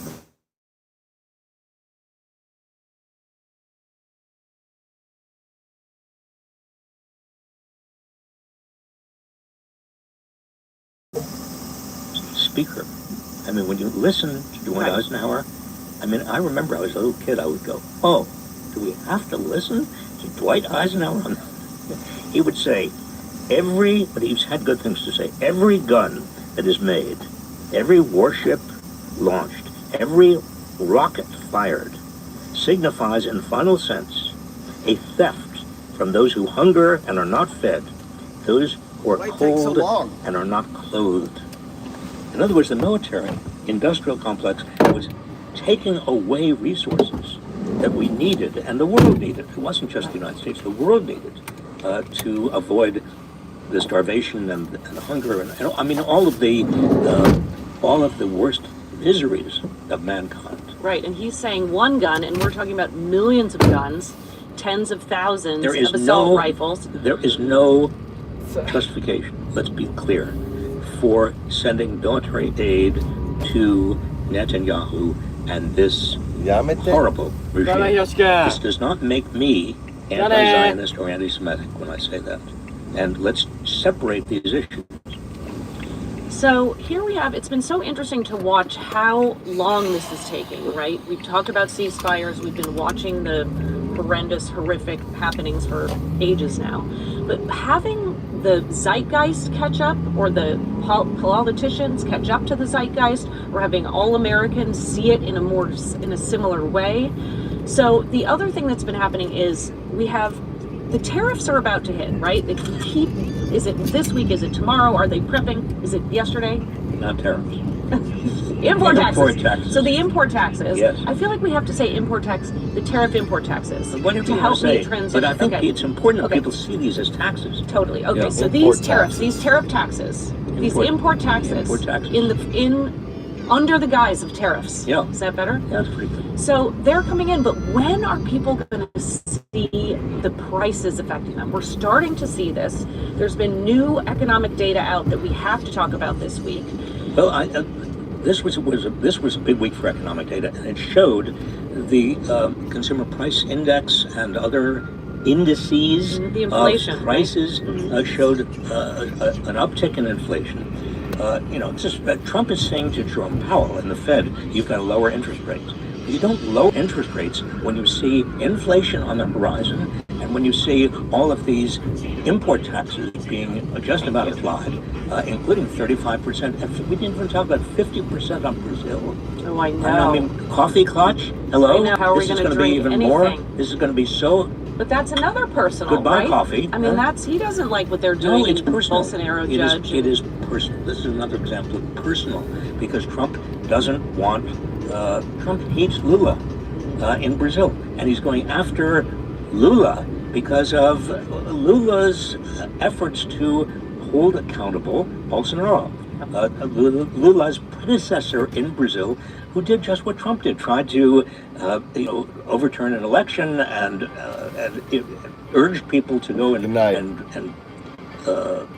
go after the government officials and attack them at office buildings. In other words, Trump is using tariff policy. Import tax policy to punish Brazil. This is one man. This is Donald Trump, fascist, one-person rule, deciding what he's going to do. Vindictive and kind of all over the place. But Bob, so if his goal isn't economic, it's just power and watch my whims? It's yes, I have the power. I want everybody, whether you are Canada or another country or Columbia University or a law firm or the Smithsonian or whoever you are, I want you to come and beg me. I love people coming and begging and just making deals with me. And by the way, if the deal happens to be a little bit of a pay to play, like maybe a giant jumbo jet that's a palace, that's even better. So. But also, and I will punish those of you who aren't coming to beg at my feet. And anybody if you criticize me, or if you allow people to criticize me, if you are CBS, I might not even allow you, CBS, to sell yourself to be part of a merger with your parent company Paramount to be sold. I'm so control. I have so much vindictiveness and so much control over government that I can basically make your life miserable. If you're Jeff Bezos, you have antitrust. I can use antitrust against you, Jeff Bezos. So you make sure that the Washington Post doesn't say anything critical of me. But it's on such a huge scale. I mean, this is global personal. Global personal. Ugh. And this is not, again, contrast this with the rule of law, which is predictable, which is based on some facts. Logic. And it's based on the public interest. This has nothing to do with any of that. But the other thing about all of this is it's creates a fog around Epstein stuff. Oh, well. It creates a fog around the jobs report. I'd love for you to talk about that, too. But you don't even have to have much of a fog around Epstein, because what did they do this week? I mean, what the Justice Department, it's again, personal deal.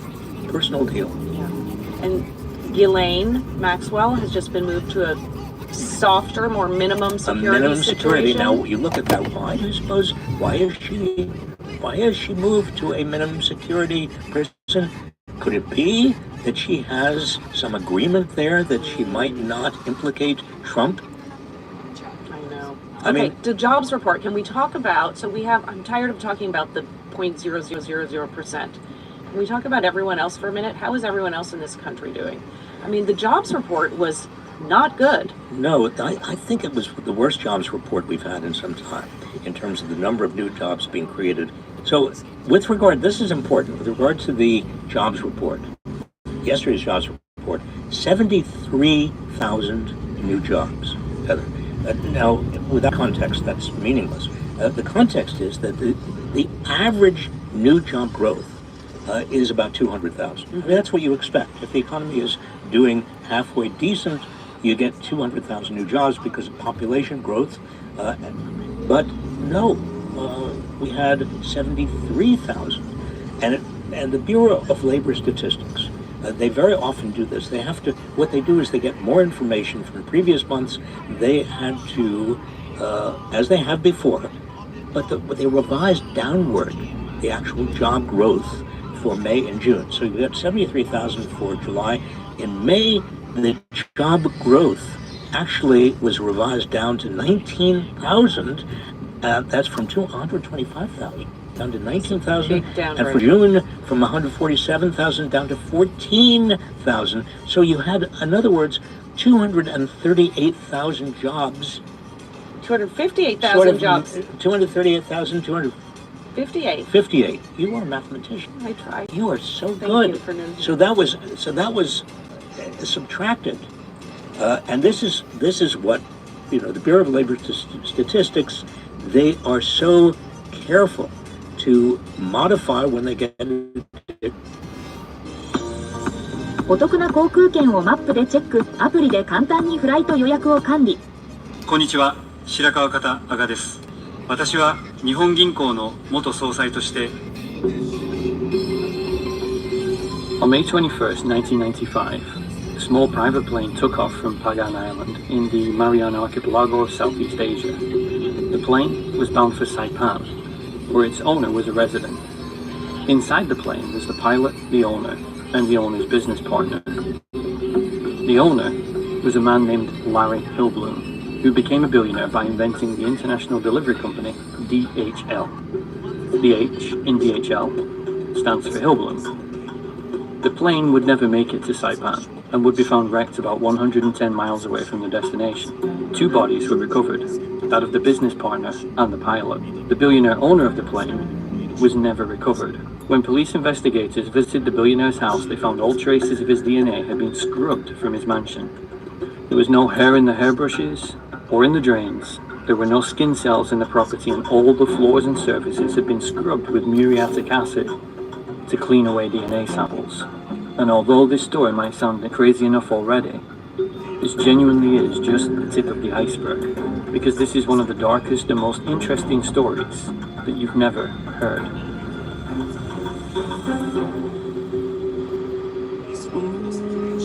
It's crazy.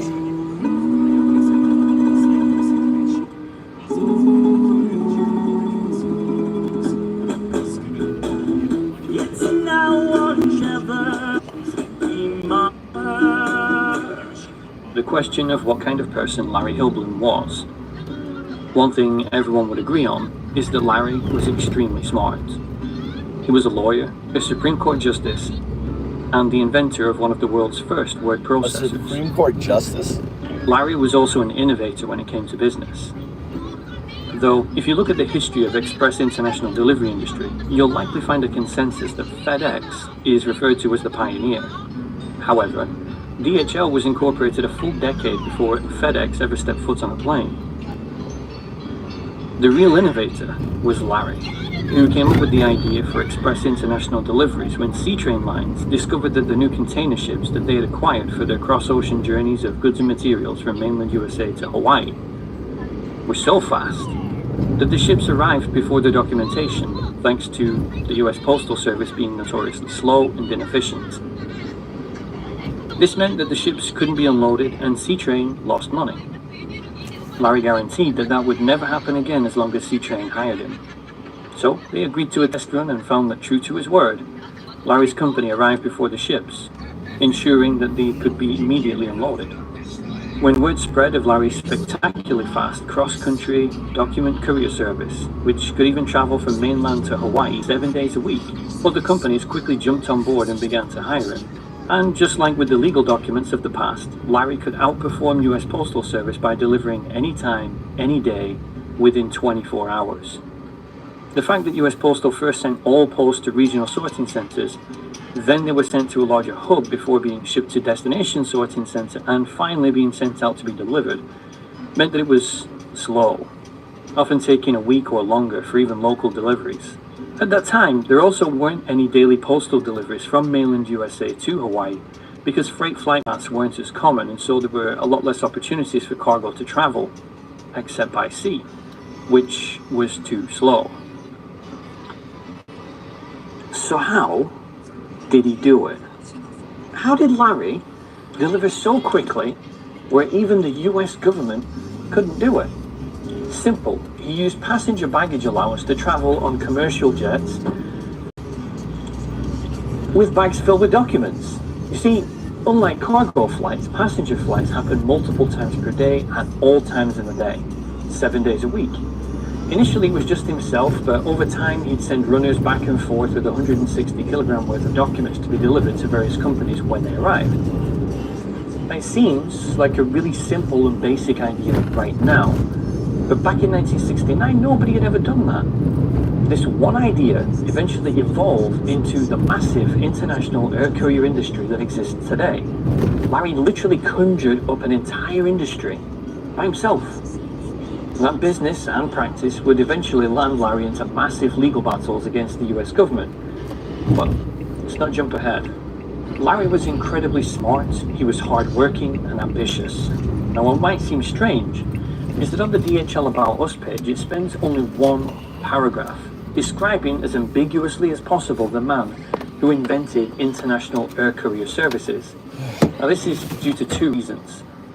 Now, in the modern world, billionaires do everything that they can to convince everybody that while they live in magnificent opulence, driving supercars and flying private jets while paying their staff as little as possible, that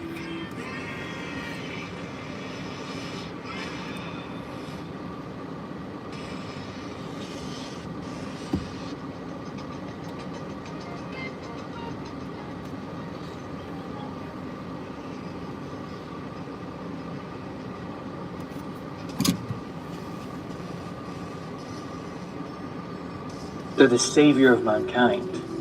They spend millions and millions of dollars on publicists to boost their public image and then create spin and lies to sell us that image.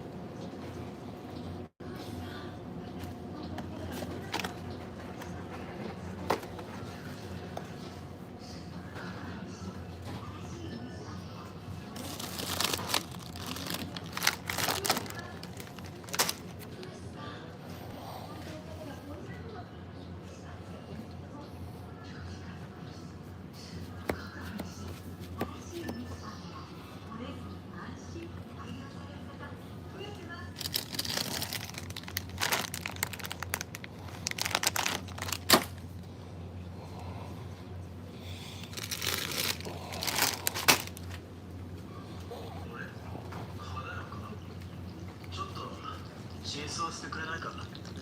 お前のじゃないと嫌なんだ。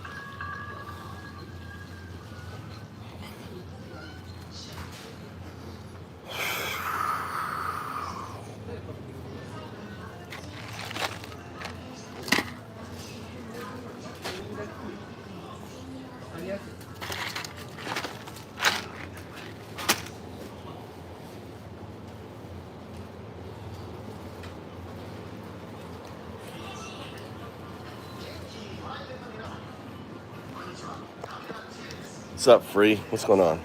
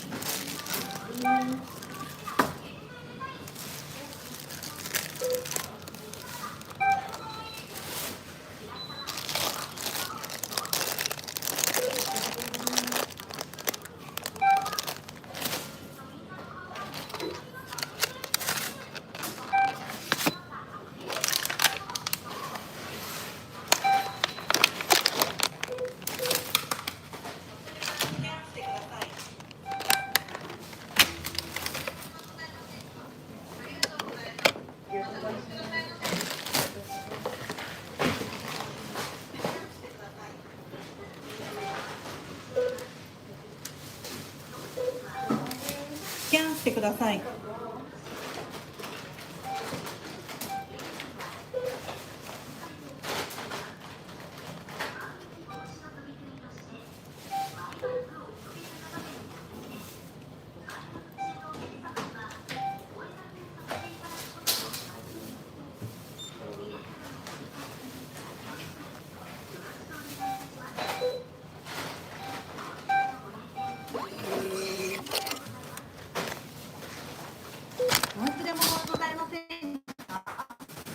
とうございます。またお越しくださいませ。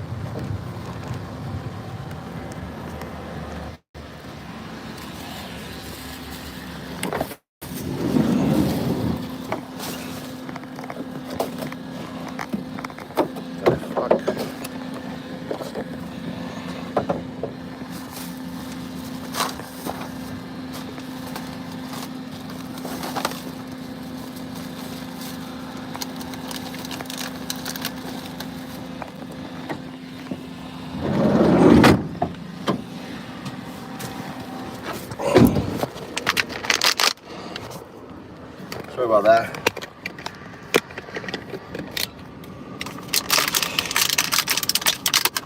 Well,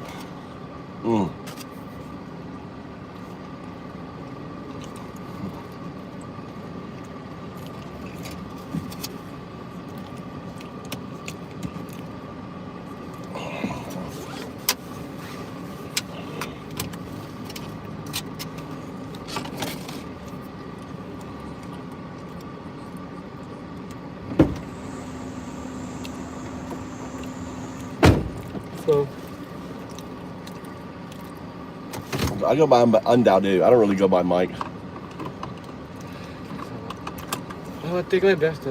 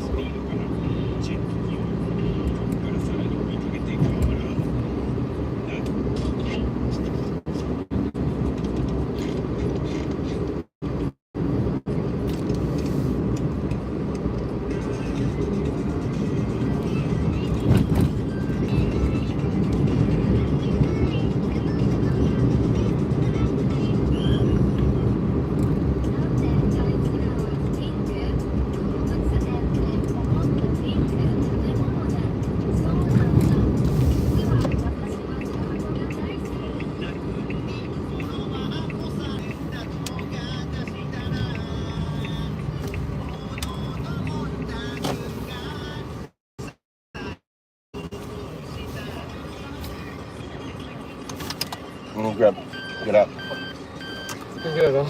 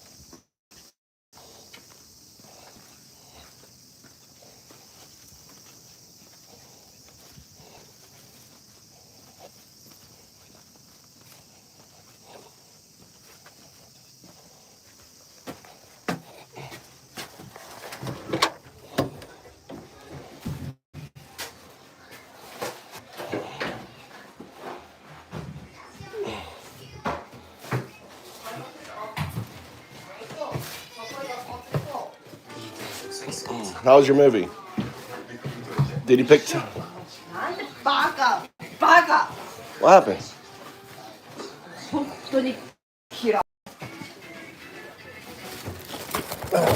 Why you back to home? That's like that stupid hairstyle. I want you to cut it. You want to finish cutting it for me? Yeah. You love it.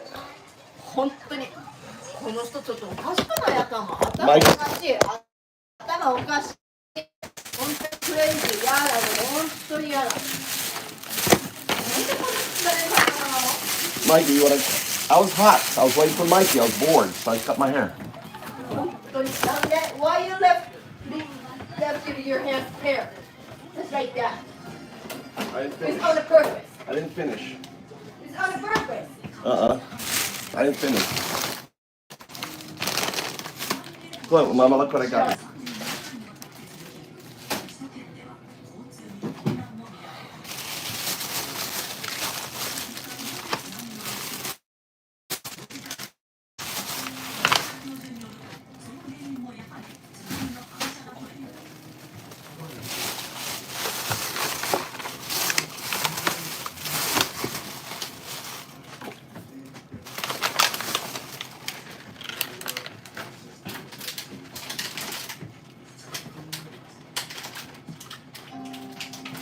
Mike, you want to drink this?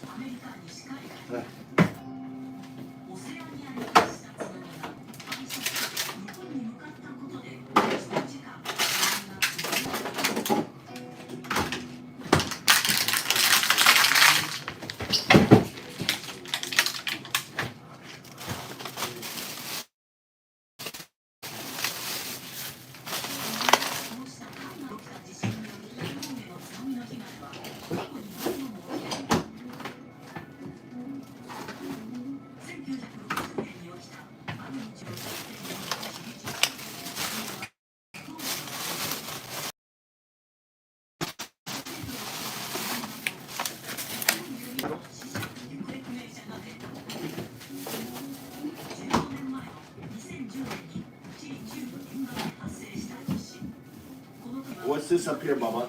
You gonna use it?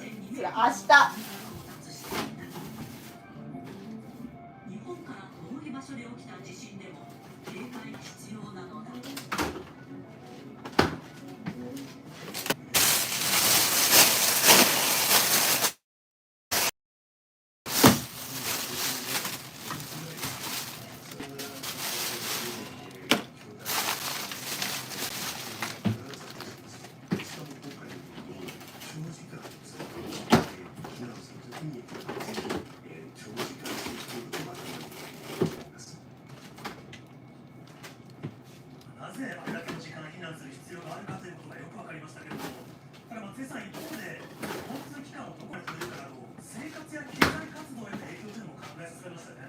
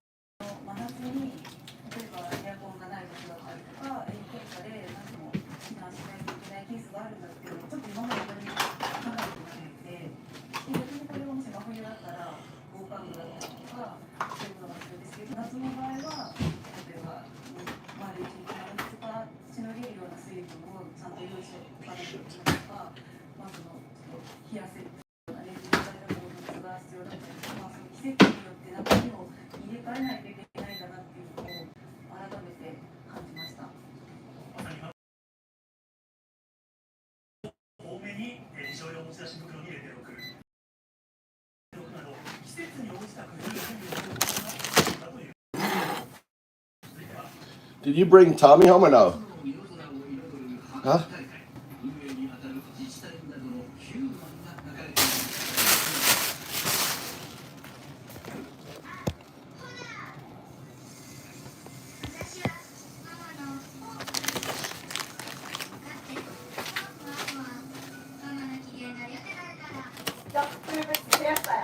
Mm.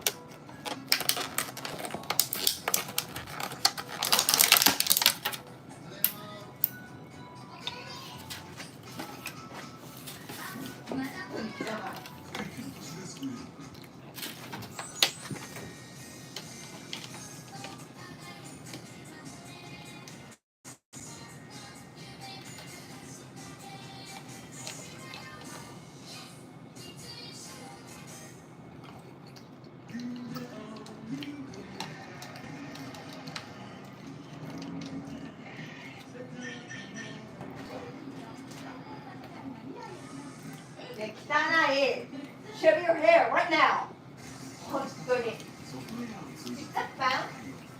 Don't, hell down.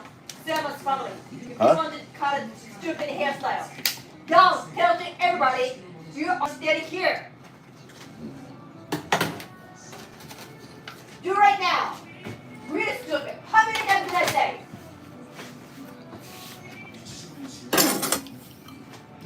Hi.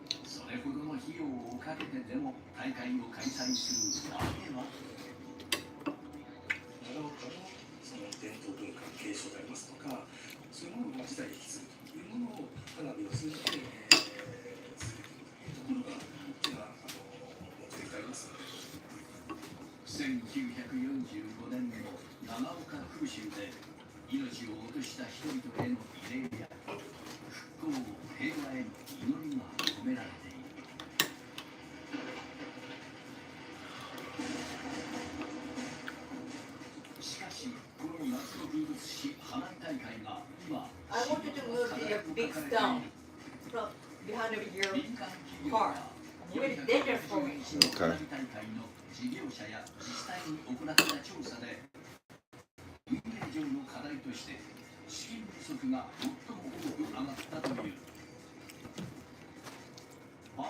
Did you sweep the outside?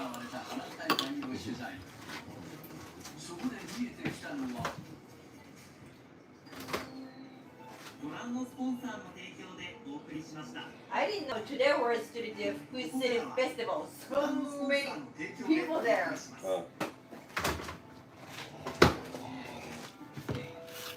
But movie was so nice. Movie was so fucking nice movie today. It worked in 3 hours.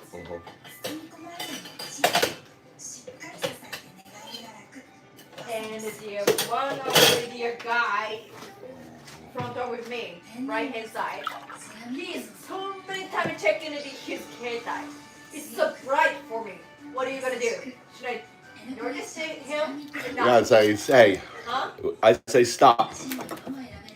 If you were What did you me, say? If you were me, you're going to say stop to Yeah. him? Mhm. I should say so.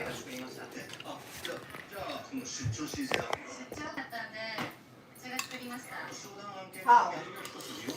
Boy, what the fuck you doing? Now you're not gonna do it. I know you. すいません。ダメね。ダメね。I know you. What the fuck are you doing? I'm trying to watch a movie here, asshole. No, you're not gonna say that. すいません。すいません。ダメね。ダメね。携帯ダメね。すいません。耳痛い。耳じゃない、それ目だよ。目痛い。目じゃないよ。目だよ。まあ、目痛いなってさ、バカだね。1万3000発の花火が打ち上がった。一個抜けてんぞ。そう。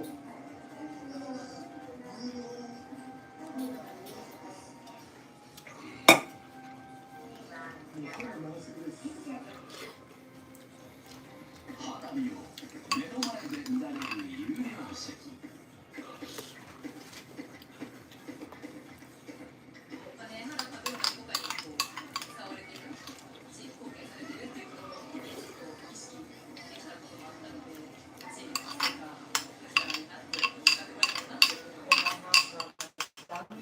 だんだんチンピラっぽくなってるな。今日なんかな、コンビニ寄った時にな、坂中のなんかみたいな、お前みたいなタイプのやつがフラフラフラフラしてた。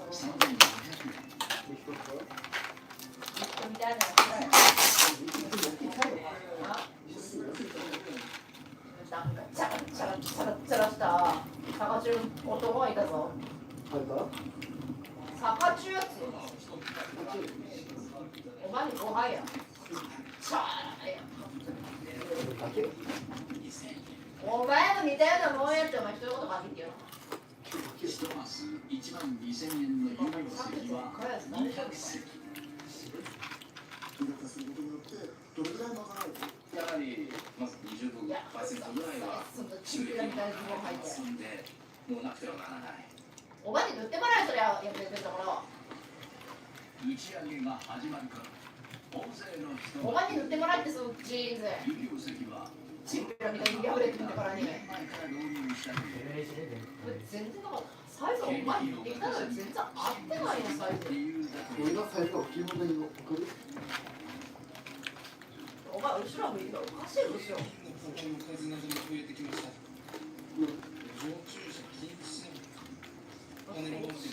ったじゃないかこれ。会場では去年より多い350分の警備員を配置していた。さらに今年から始めたのが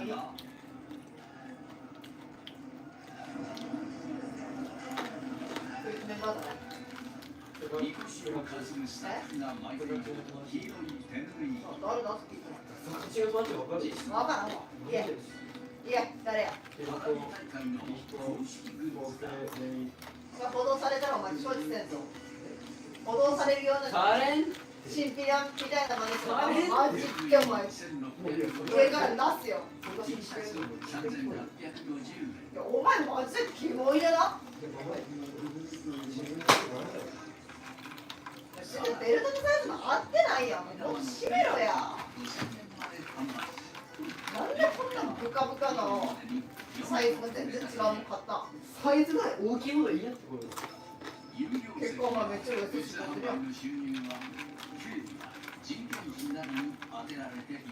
Why you bought for him? He won it. なんで？これいくらこれ？はい？ Did you spend 500 yen for that? Sure, brother. It's a 500 yen is so cheap. Total cost was like 5,000 yen. Oh, you get your thing I got you? The ball roller? Mikey, where's the roller for Mike? Come on. Mikey.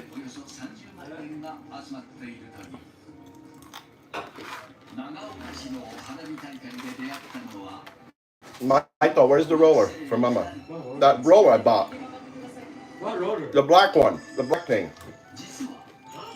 It was in the bag. What happened to it? Huh? Did it have a bag? Go look in the car. I need. Huh? Don't look in the car.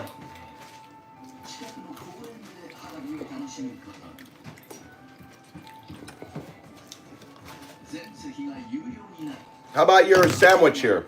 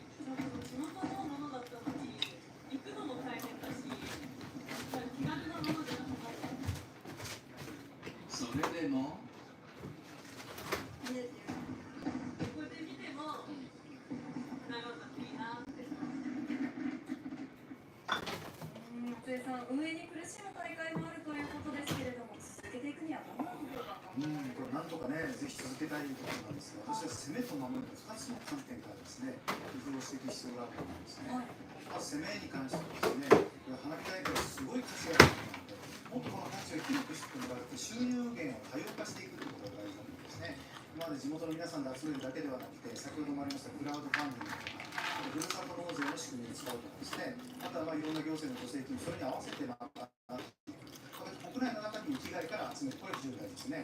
さらにもう一つは世界中からお金を集める、こういった発想も大事だと思うんですね。日本の花火芸術というのは世界に誇れる文化なの。かつ地域ごとのストーリーも掛け合わせると絶好の観光のコンテンツなので、インバウンドの方々にもっと見ていただく。そしてしっかり有料化しておく。地元にもしっかり運営していくような仕組み作り。For your back. Huh? It's big, it's probably really good. What now? 何? What? What? Huh? Can you give me money?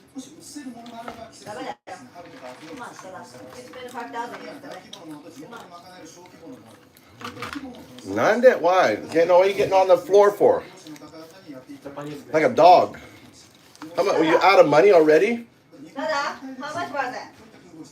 That's all I have. Huh? Nani? Nani? Nani? Festival? I don't have any money. We have to go money. Good change. What festival? When are you going? Now? Huh? You getting there?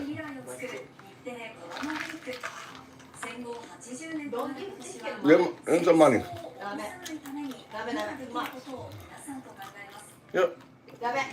Ask your brother. Where's your brother? Ask your brother. I don't have any money, Mikey.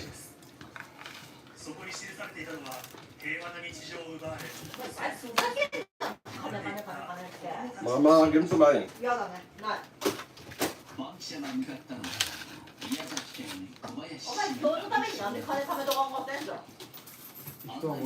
Mama, give him some money. How much money you have, Mikey? How much money you have?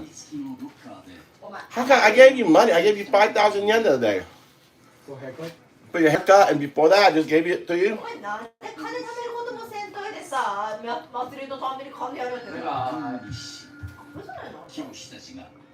Give him some money, Mama. Give him a couple thousand yen. Come on, Mama. I gave him already.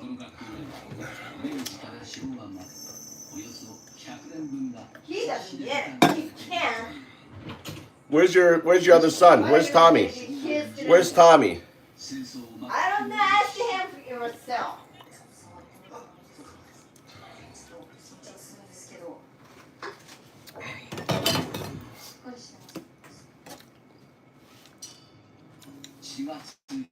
I got you these, Mama. Look. So how much does? Huh?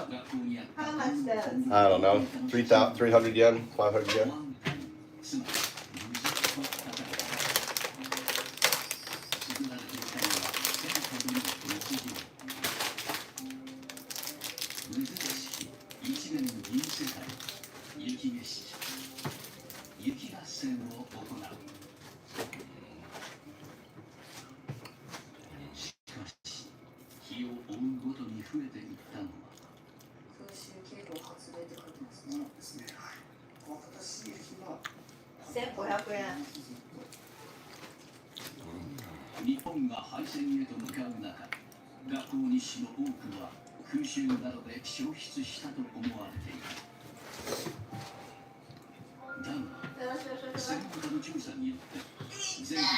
How is it?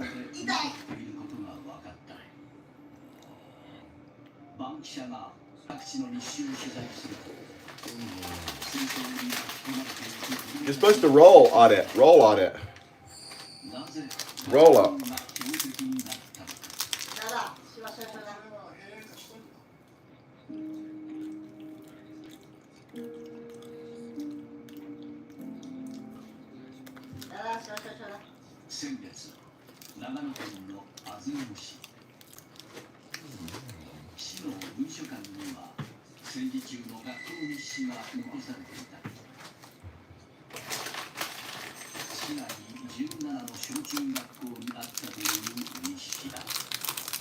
Huh? You know? Taking him? Who's gonna take him to the festival, Dada? Who's driving his bike? Bike? This time? It's too late, man.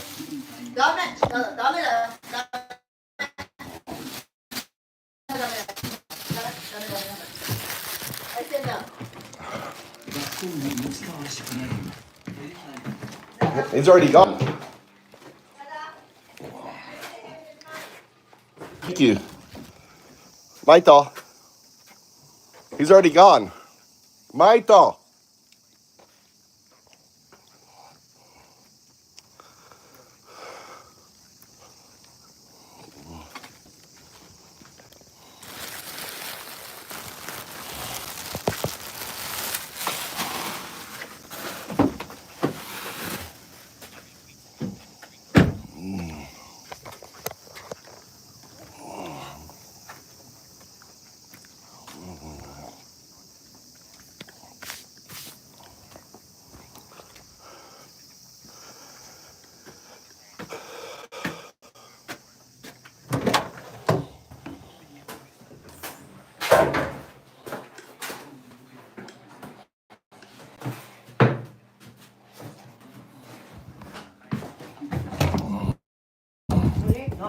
He's gone. I don't know where he is.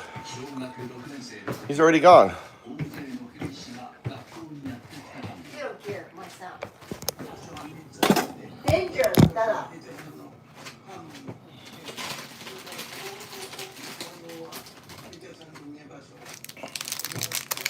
Dada, dangerous. Huh? It's dangerous this time.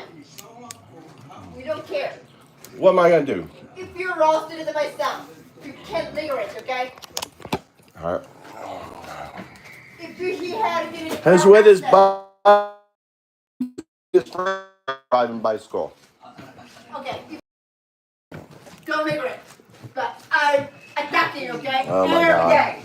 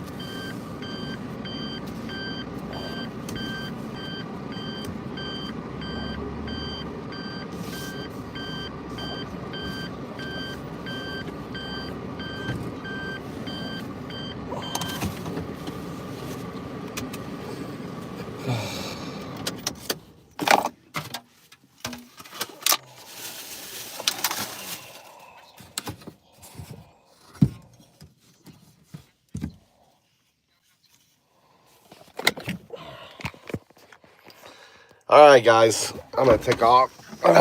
Maybe go. I don't know. I could go for a walk. Guess we go for a walk. Hey, let's go check out the foxes. It's dusk. Let's see if the foxes are. Let's go sit. I found a fox den. Usually they come out and play at dusk.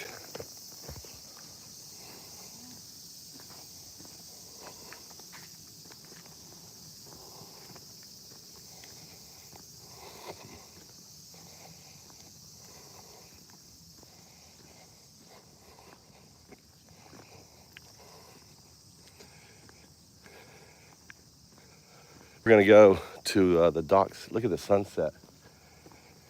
I haven't been walking enough. I'm putting on so much weight. I'm putting on kilos.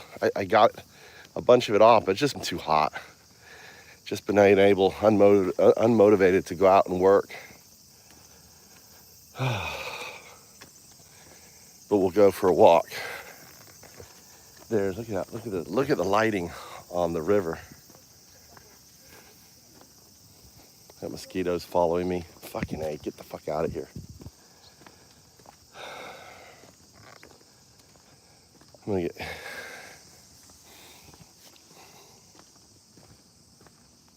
Oh, look, the fish right there. Or is that turtle? Something's right there. Something caused a big ruckus there.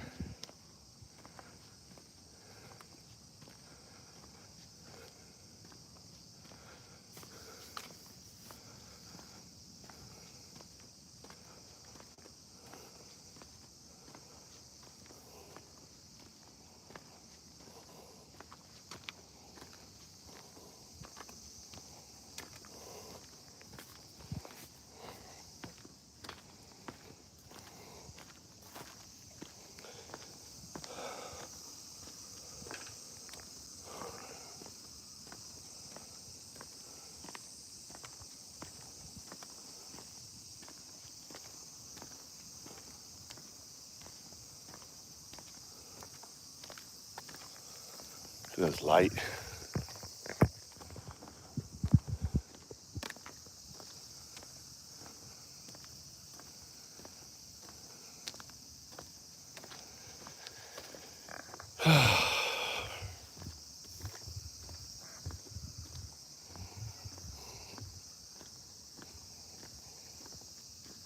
Really? Chilly? Wow. Not here. We're gonna go check out, see if the foxes are gonna come out.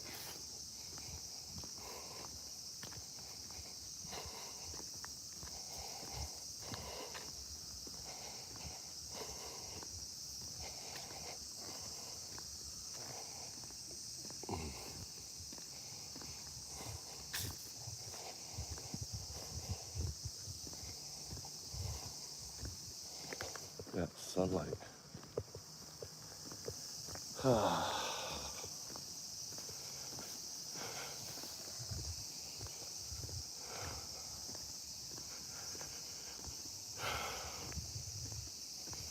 Tell you what, I love cutting my hair, dude.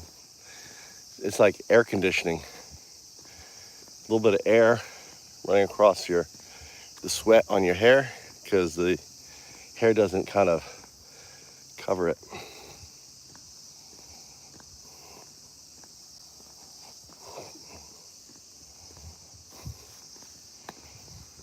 I wish it was windy.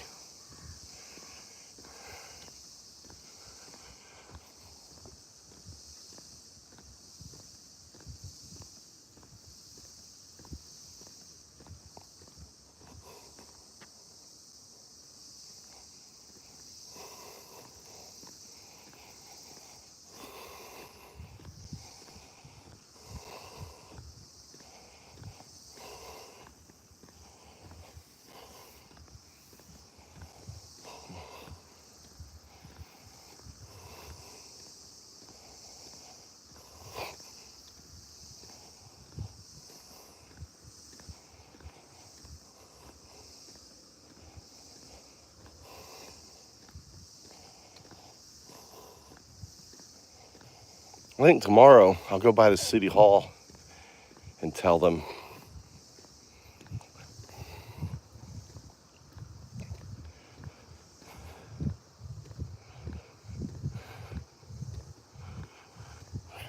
drove an hour there, an hour back for nothing.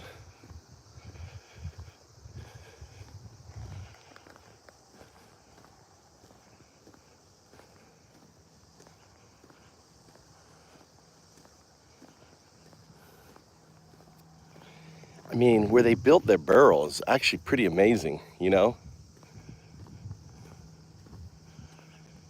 They built the barrel right, burrow, is that what we call it, Tony? Burrow. It's B-U-R-R-O-W, burrow.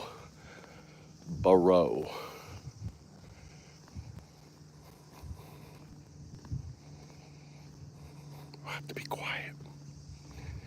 Maybe you catch them. This is when they come out in the evening. I wonder if they've got pups. What are they called? Pups? Are they called pups? What are fox pups? You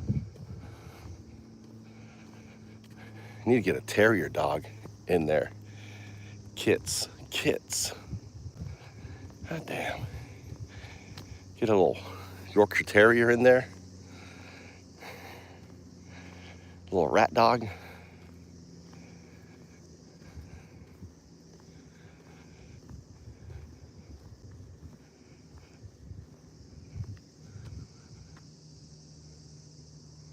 The wind is blowing this way, so that's good.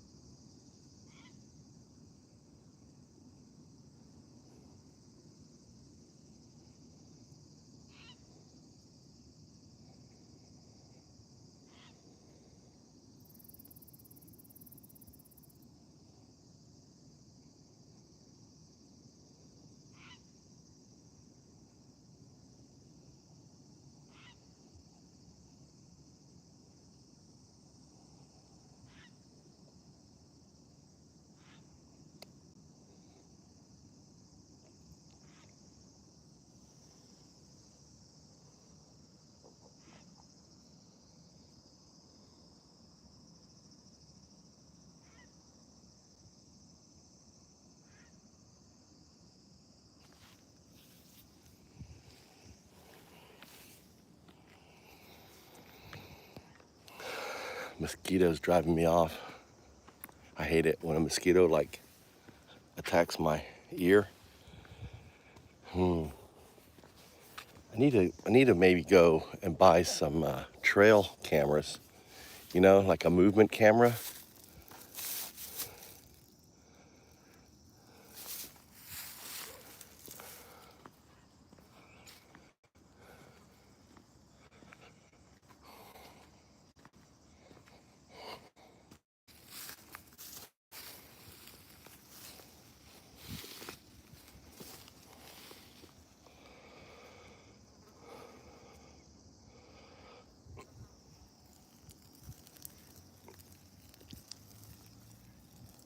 It's raining.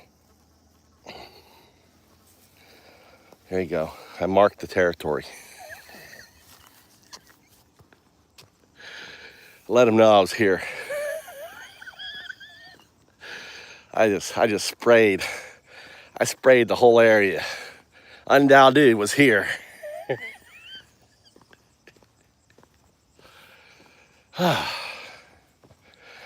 They gotta get used to me. They gotta get used to me. Just letting them know.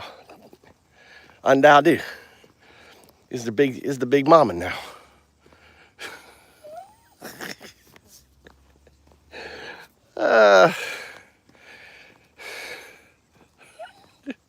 I just went. I let it rip. I got the whole area. Let it rip. God damn it! Mosquitoes are after me. I don't know if I can. Let's put on some speed. Yeah, beautiful scene.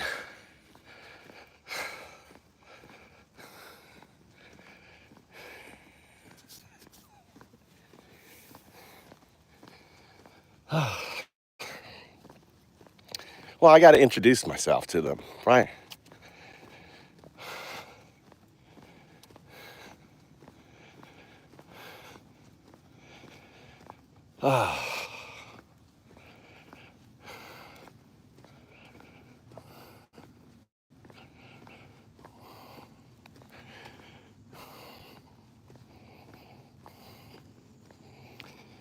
Too hot.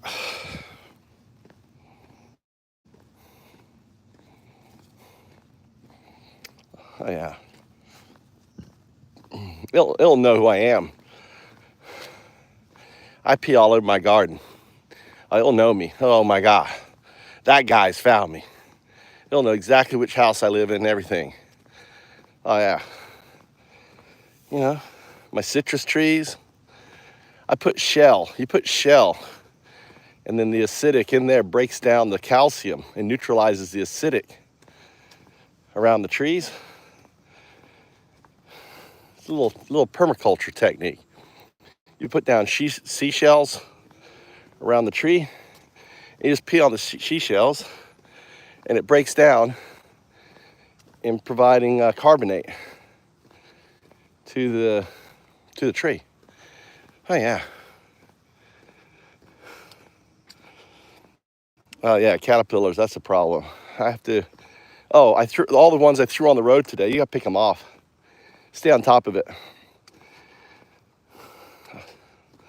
And I've been feeding them. We'll see if my spider is, how big my fucking spider is. Charlotte. Taking care of Charlotte.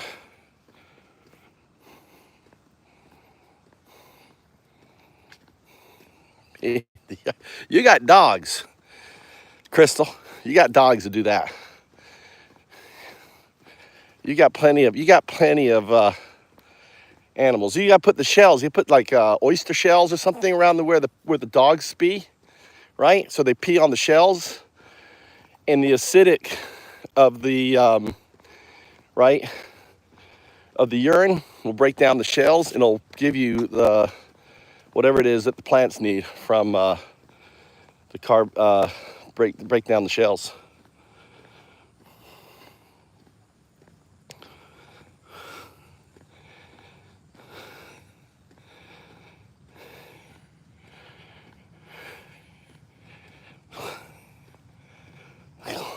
Father and son bonding. Yeah, you gotta go around. What? Are you out? Oh my God, we left the spot over there. What are you gonna do? You gotta drink some water. You could have really played into it, Bruce. Dude, my kids, when my kids think of camping, their idea is survival. There's like, no, we didn't camp. We did survival. I took them up to camp in the snow. And then another time I took him with me down to Shikoku, and we were taking our onsen in the river together.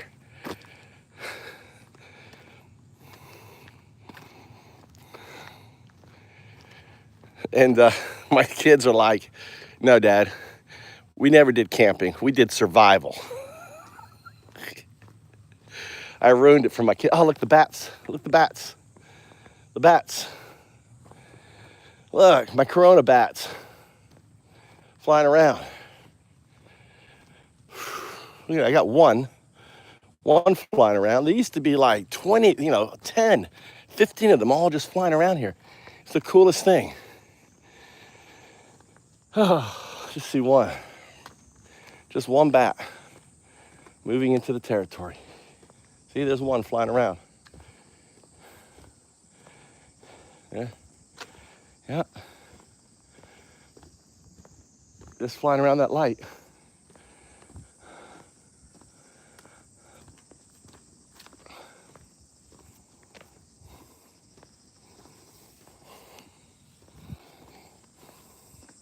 Oh, there's two of them.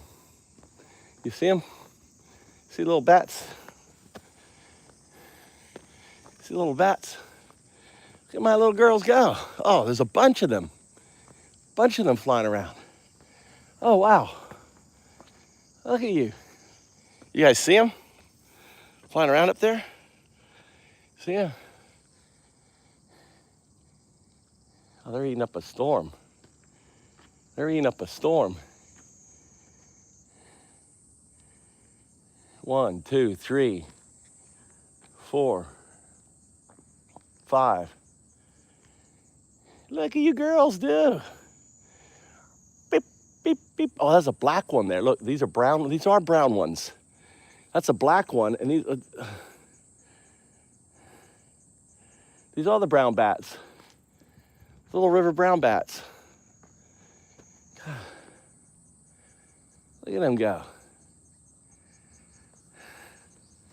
So cool. I'm so glad my bats are back.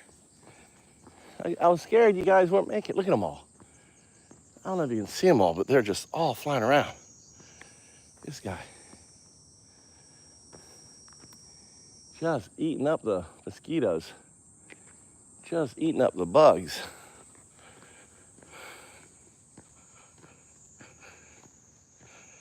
Yeah. They're there.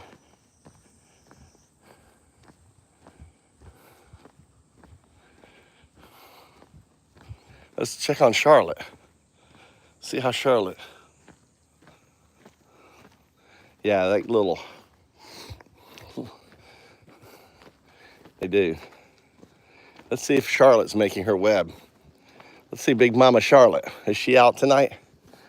Dude, she's been getting a caterpillar every night. Is she making her web? Or is she taking off? Nothing.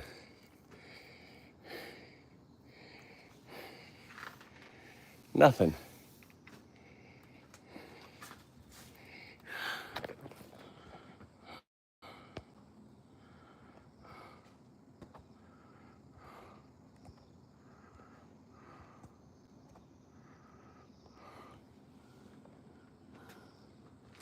Nope. Fucking this spider's like, dude, I don't have to eat for the rest of the summer.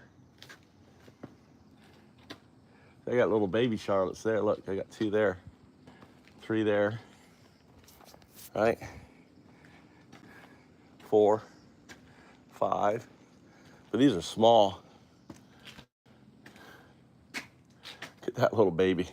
Get that little baby right there. Oh, wrong way. I've been little baby there. All right. Well, this one's pretty big. Let's see if we can find, let's find a, see if we can feed one.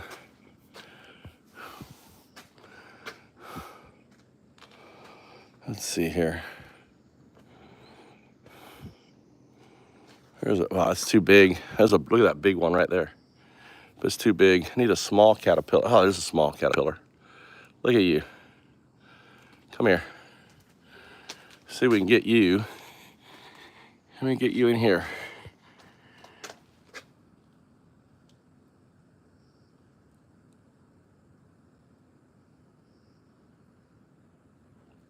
Oh.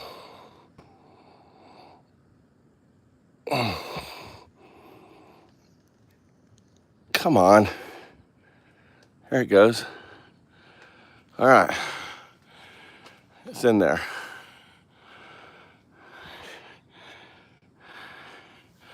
It's your money pot. Oh, that spider. We'll let it sit there for a while. From experience, I know it'll be.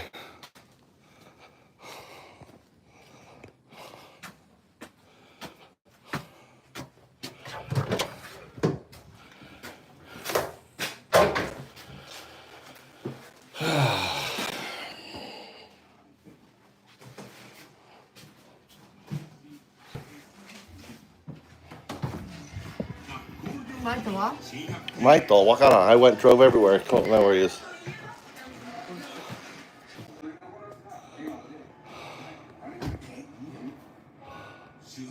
I'm gonna get off here, take my bath. I'm sweaty. 90. All right. See you guys later. See you tomorrow.